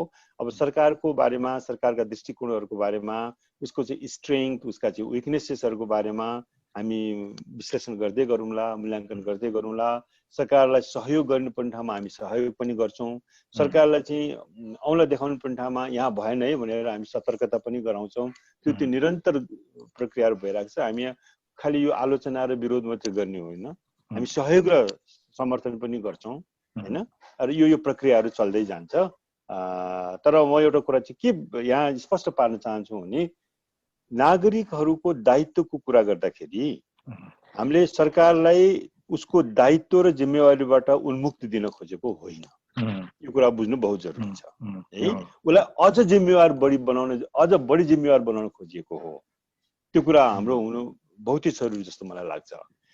त्यसैले पनि त्यो यो अब सरकारले केही नगरे पनि हामी मात्रै गर्छौँ भनेर भन्न खोजिएको होइन। यो मात्रै के छ भने अब हामी पनि त्योभन्दा बढी जिम्मेवार भएर सरकारलाई समेत जिम्मेवार बनाउँदै अब हामी समस्या हलतिर जान्छौँ है भन्ने त्यो एउटा बोध गर्न खोजेको हो। त्यो कुरामा चाहिँ हामी स्पष्ट हुनुपर्छ भन्ने मलाई लाग्छ। Thank you so much Sharad sir. म अब हामीसँग समय कम छ, हामी कम्ती करिब ऱ्यापअप जान चाहन्छौँ। मलाई यहाँ हाम्रो दुर्गा मिश्र म्याडमले 1 मिनटको समय म केही कुरा राख्छु भन्नुभएको छ। यही विषयमा, आजको छलफलको विषयमा दुर्गा म्याडमको एकदम छोटो राय केही छ भने बुँदामा चाहिँ 1 मिनटमा राखिदिनु म अनुरोध गर्छु। दुर्गा म्याडम हुनुहुन्छ? हजुर, थ्याङ्क यू सो मच। सर्वप्रथम मेरो नमस्कार छ प्रोफेसर शरदवन्त सर लगायत हाम्रो एकदमै विज्ञज्यूहरू, धेरै ठुल्ठुलो संस्थाबाट आज असाध्यै राम्रो यो रिप्रेजेन्टेसन गराएर प्रोग्राम गर्नुभएकोमा र उहाँहरू सबैलाई नमस्कार छ, धन्यवाद छ। नेपाललाई नमस्कार, धन्यवाद छ साथीहरूलाई, अध्यक्षज्यू श्रीकृष्ण भट्ट सर लगायत। मैले चाहिँ धेरै कुरा मैले सुनिरहेँ, मैले राख्न खोजेको धेरै कुरा आइ पनि सकेको छ। मलाई यस्तो भइदियो हुन्थ्यो भन्ने लागेको थियो, यहाँ प्रस्तुत भइसकेको हुनाले मेरो खासै धेरै छैन। तैपनि म FNCCI-सँग चाहिँ म धेरै वर्ष अगाडिदेखि पनि यो HIVSको रेस्पोन्स गर्ने सेक्टरमा होस् अथवा अर्थक्वेकलाई अर्थक्वेक पछिको जुन रेस्पोन्स गर्ने जुन FNCCI लगायतका अन्य ठुला महासङ्घहरूसँग काम गरेको नाताले उहाँहरूको त्यो एउटा जुन रेस्पोन्समा उहाँहरूको सहभागिता थियो त्यो चाहिँ असाध्यै कमेन्डेबल थियो, यसमा कुनै दुई मत छैन। र अहिले पनि हामी सुरुको दिनदेखि नै नेफासँग र अन्य स्वास्थ्य तथा जनसङ्ख्या मन्त्रालयसँग काम गर्ने क्रममा पनि हामीले चाहिँ सबै सेक्टरलाई समेटेर लानुपर्छ, सबैको दायित्व हो भनेर हामी गइरहेको अवस्था थियो। हामी गऱ्यौँ, काम गऱ्यौँ, अलिकति छरपष्ट भएर पनि गऱ्यौँ होला। त्यसले गर्दा पनि हाम्रो कहीँ कुरा ठिकै पनि भए, केही कुराहरू अझै पनि हामी राम्रोसँग गर्न सक्छौँ भन्ने लागेको छ। अब मलाई चाहिँ लागेको, हामी जति पनि यो सिभिल सोसाइटी लगायत यो विभिन्न व्यावसायिक सङ्घ संस्थाहरू छौँ, अब हाम्रो चाहिँ एउटा चाहिँ फोकस चाहिँ बिग पपुलेसन भएको ठाउँमा अथवा डेन्स पपुलेटेड एरिया, अहिले काठमाडौँ महानगरपालिका, अहिले म चाहिँ यो EDCD-को यो भ्यालीको हाम्रो एउटा रेस्पोन्स टिम पनि बनेको छ। त्यसमा यो पेरिफेरल काठमा रहेका नगरपालिकाहरूमा चाहिँ अलिकति कन्ट्रोलमा आज जस्तो देखिन्छ, तर महानगरपालिकाको 32वटै वडामा चाहिँ असाध्यै हाम्रो म्यानेज राम्रो नभएको हुनाले मैले 2-3टा कुरा यहाँ आइ पनि सकेको छ। अब हामी कोलाबोरेटिभ वेमा नै जानुपर्ने हुन्छ। अब मेरो गुरुले नै भनिसक्नुभयो, यसमा मैले केही अन्त सरले मैले त्यसमा धेरै मेरो त भन्नु त केही छैन, सरबाट त्यो सबै कुरा आइसकेको छ। मल्टी सेक्टरल एप्रोचबाट नै हामी जानुपर्ने हुन्छ। र अर्को यसमा रिसेन्टली हाम्रो यो रिस्क कम्युनिकेसन एन्ड कम्युनिटी इङ्गेजमेन्टको लागि जुन WHO युनिसेफले नेपाल सरकार स्वास्थ्य तथा जनसङ्ख्या मन्त्रालयको लागि बल्ल तल्ल जो जनता सबै जान्दछन् भन्ने उद्देश्य एउटा मूल मन्त्रबाट चाहिँ यो कम्युनिकेसन अवेरनेसको कुरालाई अगाडि बढाउनको लागि हाम्रो डाक्टर उहाँले के अरे जागेश्वर गौतमजी त्यसको अध्यक्ष हुनुहुन्छ, म पनि त्यसको मेम्बरको नाताले कम्युनिकेसन पिलरमा रहेर काम गरेको नाताले वास्तवमा अब गर्ने भनेको चाहिँ अवेरनेसकै कुराहरू र मोनिटरिङ सरले भनिसक्नु भएको छ, त्यही नै कुरा हो। र अब मन्त्रालयले पनि हामी सबैले हुने खालको किसिमको साथै प्रदेश लगायत सङ्घ संस्थालाई समेट्ने गरेर त्यो चिज आउँछ। र स्काउटदेखि हिसानदेखि लिएर उहाँहरूले चाहिँ मोबिलाइज गरेको कुरा काठमाडौँ महानगरपालिकालाई नै समेटेर लाने कुरा र अब अघि नै कुरा आइसके अनुसार चाहिँ FNCCI-ले आफ्नो टोलमा पनि आफ्नो कमिटी लगायत काम गर्नुपर्ने भनेको लोकल गभर्नमेन्ट। अहिले चाहिँ लोकल गभर्नमेन्टलाई नै जिम्मेवार, काठमाडौँ महानगरपालिकाको लोकल गभर्नमेन्ट चाहिँ त्यति जिम्मेवार देखिएन भन्ने कुरा एकदमै आइरहेछ। यसलाई चाहिँ हामीले चाहिँ उहाँहरूलाई जिम्मेवार बनाउँदै हामी पनि त्यसमा समाहित हुँदै अगाडि बढाउने कुरामा हामी जाने। र अर्को एउटा मैले देखेको चाहिँ हाम्रा यस्ता चाहिँ टोल यस्तो कुना काप्चा कुन्तर टोलहरू चाहिँ छन् महानगरपालिकाभित्र, जहाँ चाहिँ हाम्रा चाहिँ केही पर्यो भने हाम्रा ओल्ड एज पिपुल रिस्कमा भएका पिपुलहरूलाई यदि इन्फेक्सन भइहाल्यो भने उहाँहरूलाई एम्बुलेन्स लगेर हामी उद्धार गरेर, जसरी आगलागी हुँदा उद्धार गर्न हामीलाई दमकल जान सक्दैन त्यस्तै हाम्रो एम्बुलेन्स जान सक्दैन, जहाँबाट हामीले चाहिँ उहाँहरूलाई उद्धार गर्न सकौँ। त्यसले गर्दा अब हरेक टोलबाट चाहिँ एउटा एक्टिभ समूहबाट जुन नरबहादुर कार्कीजीले पनि युनिट एक्सन टिमको जुन कन्सेप्ट ल्याउनु भएको थियो, सुरुमा हामीले काम पनि गर्न खोज्यौँ, अनफर्चुनेटली हामीले गर्न सकेनौँ। आज फर्केर हामी त्यही काम गर्नुपर्ने जस्तो देखिरहेको छ भन्दै एउटा मल्टी सेक्टर रेस्पोन्स नै एउटा आजको र रिस्क कम्युनिकेसन र कम्युनिटी एङ्गेजमेन्ट इज मोस्ट इम्पोर्टेन्ट भन्ने कुरा नै मैले राख्न चाहेँ। Thank you so much sir, मलाई टाइम दिनुभयो। बेन्जेलाजी, हजुरको तर्फबाट केही कुरा भन्न चाहनुहुन्छ? सबै कुरा आएको छ। अब यसमा दुर्गा म्याडमले ठ्याक्कै भनिदिनु भयो, मलाई त्यो पनि थप्नु मन थियो। अब सरकारको कमिटीमै रहेर सरकारको अलिकति काम गर्ने कुराहरूमा विकास भएको कुरा पनि थाहा पाएँ। आज बिहान मात्र वन्त सरले सरकारको पक्षबाट कोही हुनुहुन्छ भनेर सोद्धाखेरि हामी ठ्याक्कै प्यानलिस्टै ल्याउन सकेनौँ, किनभने जसलाई सोद्धाखेरि पनि टाइम छैन भन्ने। अब दुर्गा म्याडमलाई पनि बिचमा हामीले कम्युनिकेसन गर्दाखेरि आजकल म मन्त्रालयमा त्यति गइरहेको छुइनँ भन्नुभएको थियो। तर आज दुर्गा म्याडमको कुरा सुनेपछि म अलिकति खुसी लाग्यो यो अगाडि बढेको रहेछ भनेर। त्यो साथसाथै अब हामीले फर्दर यो 3वटा पोइन्ट आएको छ जुन उहाँले कुशकुमार जोशीज्यूले चाहिँ उहाँको स्पेसिफिक प्रोटोकलहरू हामीले रिभ्यू गरिदिने र त्यसमा के गर्ने, सर्टेन कुराहरू त हामीले गरि पनि सकेका छौँ, तर अझै स्पेसिफिक प्रोटोकलहरूमा हेरिदिने र ट्रेनिङ ओरिएन्टेसनहरू कहाँ कहाँ चाहिन्छ उहाँहरूले हामीलाई यहाँ चाहियो भनेर प्रपोज गरिदिनु भयो भने हाम्रो नेपालले कोप्याकले मिलेर त्यसमा सरकारसँग पनि के कस्तो छ नीति, दुर्गा म्याडमसँग पनि कोअर्डिनेसन गरेर त्यस्तो पनि प्लान बनाउन सकिन्छ। र मोनिटरिङ इज भेरी इम्पोर्टेन्ट। मोनिटरिङको लागि चाहिँ हामीले गाइडलाइनहरू पोलिसी गाइडलाइनहरू बनाइदिन सक्छौँ, तर गर्नुपर्ने चाहिँ बिजनेस सेक्टरहरूले आफ्नो आफ्नो एरियामा चाहिँ आफैले नै गर्नुपर्ने हुन्छ। र कुनै बेलामा टाइममा चाहिँ टेक्निकल मान्छे चाहिन्छ भने पनि त्यसको पनि हामीले सधैँ त होइन, सुरुमा चाहिँ हामीले गर्न सक्छौँ। र यहाँ 1-2 जना साथीहरूले च्याट बक्समा पनि लेख्नु भएको छ, यदि त्यस्तो आवश्यक छ भने म पनि पार्टिसिपेट गर्न चाहन्छु पब्लिक हेल्थको विज्ञको रूपमा, कहीँ त्यस्तो डिमान्ड छ भने भनेर कसैले लेख्नु पनि भएको छ। त्यसैले हामी त्यो खालको इन्ट्रेस्ट भएको पब्लिक हेल्थ साथीहरू 77 जिल्लामा हुनुहुन्छ हाम्रो नेटवर्कमा। त्यसैले उहाँसँग कम्युनिकेट गरेर तपाईँहरूको आवश्यकतालाई मिट गर्ने गरेर प्लान गरेर अगाडि बढ्न जान सक्छौँ। मैले चाहिँ अहिले देखेको यो सबै छलफलबाट चाहिँ यति कुराहरू चाहिँ मैले कन्क्लुड गर्न चाहेँ। अब यति भनेर कृष्णजी अब क्लोजिङ गर्नेतिर लाग्नु होला। Thank you so much. Thank you बेन्जलाजी, तपाईँले समराइज गरिदिनु भयो। अनि कन्क्लुजनमा यही हो कि हामी यो सबै सेक्टर मिलेर जोइन्टली काम गर्दाखेरि यो कतिपय अहिले देखेको इस्युहरूलाई सम्बोधन गर्न सक्छौँ। पर्टिकुलरली कोभिडलाई प्रिभेन्ट गर्ने कुरा र त्यसपछि बिजनेस सेक्टरलाई चलायमान गर्ने कुरामा हामी जोइन्टली काम गर्न आवश्यक छ। र आज जति इस्युहरूमा छलफल भएको छ अत्यन्त महत्त्वपूर्ण विषयमा कुराहरू उठेको छ। हामीले सायद आफूले आफ्नो प्रकारले काम गऱ्यौँ र हामी आफू सबैसँग एउटा जुन प्रकारको अनुभव जुन प्रकारको फिलिङहरू थियो आज बाँड्दाखेरि हामीसँग एकदम कमन प्रकारको एउटा इन्ट्रेस्ट, कमन प्रकारको इस्यु, कमन के अरे फिलिङहरू छ। र यसलाई अब जोइन्टली अगाडि बढ्ने हो भने हामी सायद अब नेक्स्ट सिटिङमा चाहिँ हामी बसेर अरू फर्दर कुराकानी गर्नुपर्छ। सरले भन्नुभएको छ कसरी काम गर्ने, के काम गर्छ, कसले के भूमिका निर्वाह गर्नुपर्छ भन्ने विषयमा फर्दर कुराकानी गर्न आवश्यक छ र हामी गर्ने छौँ भन्ने मेरो आशा छ। र म अन्त्यमा चाहिँ अब हाम्रो श्रीकृष्ण सरलाई केही आफ्नो छोटो कुराहरू राखेर भोट अफ थ्याङ्क्स हाम्रो प्यानलिस्टलाई धन्यवाद दिने र आजको कार्यक्रम क्लोजिङ गर्न म अनुरोध गर्छु। छोटो समयको लागि मात्रै, हामी अब टाइमभन्दा अलिक बढी गइसकेको छ। हुन त 10 मिनट ढिलो सुरु गऱ्यौँ, तर 4 बजे सकाउनु पर्ने, 4 बजे 3 मिनट गइसकेको छ। छोटकरीमा आफ्नो कुरा भनेर क्लोजिङ गरिदिन म अनुरोध गर्छु। Thank you so much. Thank you so much. र आज हामीका चारै प्यानलिस्ट हाम्रो प्रोफेसर डाक्टर आदरणीय हाम्रो वन्त सर, त्यस्तै आदरणीय कुशकुमार जोशी सर र आदरणीय विनायक सर र हाम्रो भवानी म्याडम गइसक्नु भएको छ। र यहाँहरूलाई धेरै धेरै आज हामी नेपाल जनस्वास्थ्य सङ्घको तर्फबाट हामी यहाँहरूप्रति आभार व्यक्त गर्छौँ र यहाँलाई धेरै धेरै धन्यवाद। आजको जो एकदम फ्रुटफुल रह्यो आजको जो हाम्रो चाहिँ पब्लिक हेल्थ डायलग, र यसले के कुराहरू यहाँहरूबाट पहिले आइसकेका छन्। मेरो विचारमा 3-4वटा पोइन्टहरू छन्, त्यसमा हामी फेरि बस्ने भन्ने कुराहरू छ। फेरि हामी एउटा सबैले चाहिँ कसरी जाने त अगाडिका दिनमा हामी एकअर्कालाई चाहिँ कसरी सहकार्य गर्न सक्छौँ, सहयोग गर्न सक्छौँ भनेर, जस्तै जोइन्ट मोनिटरिङको कुरामा हामी चाहिँ एउटा मोनिटरिङलाई कसरी त्यसको टुल्स बनाएर कसरी अगाडि जाने भन्ने कुराहरू एउटा।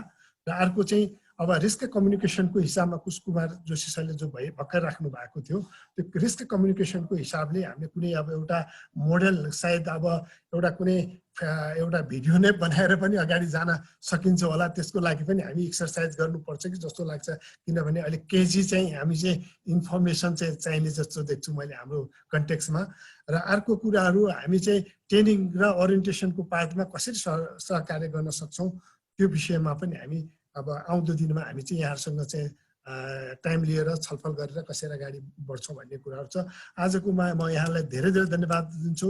धेरै फ्रुटफुल रह्यो आजको डायलग र हामी पनि उत्साहित भएका छौँ। र एउटा अर्को मैले एकदम सबैले भन्नुपर्ने कुरा, यो हामीले मात्र गरेर हुँदैन। जबसम्म कमिटीबाटै हामी हरेक कमिटीको इन्भल्भमेन्ट हुँदैन, सरकारको एकदम एक्टिभ इन्भल्भमेन्ट हुँदैन, पार्टिसिपेसन हुँदैन, राम्रो प्लानिङ भएर एकदम त्यो प्लानिङलाई इफेक्टिभली हामीले चाहिँ इम्प्लिमेन्टेसन गर्न सक्दैन सबै क्षेत्रले, भनेपछि यो रोग त्यत्तिकै नियन्त्रण र रोकथाममा आउनेवाला छैन।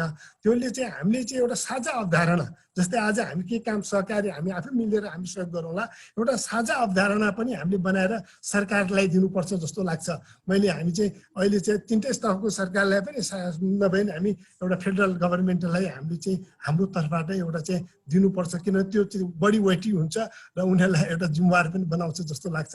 यसको लागि पनि हामी यहाँहरूसँग छलफलमा रहनेछौँ।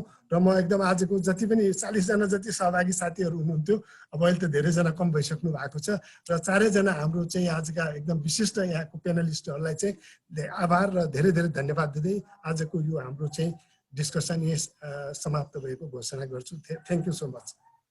हस्, धेरै धन्यवाद सर सबैजनालाई। नमस्कार। हामी धेरै धन्यवाद, एकदम थ्याङ्क यू सो मच। म भन्न बिर्सेँ, Binjula madam thank you so much. तपाईँले जो यो त हामी सबै गरिराखेकै हो नि सर, केही छैन।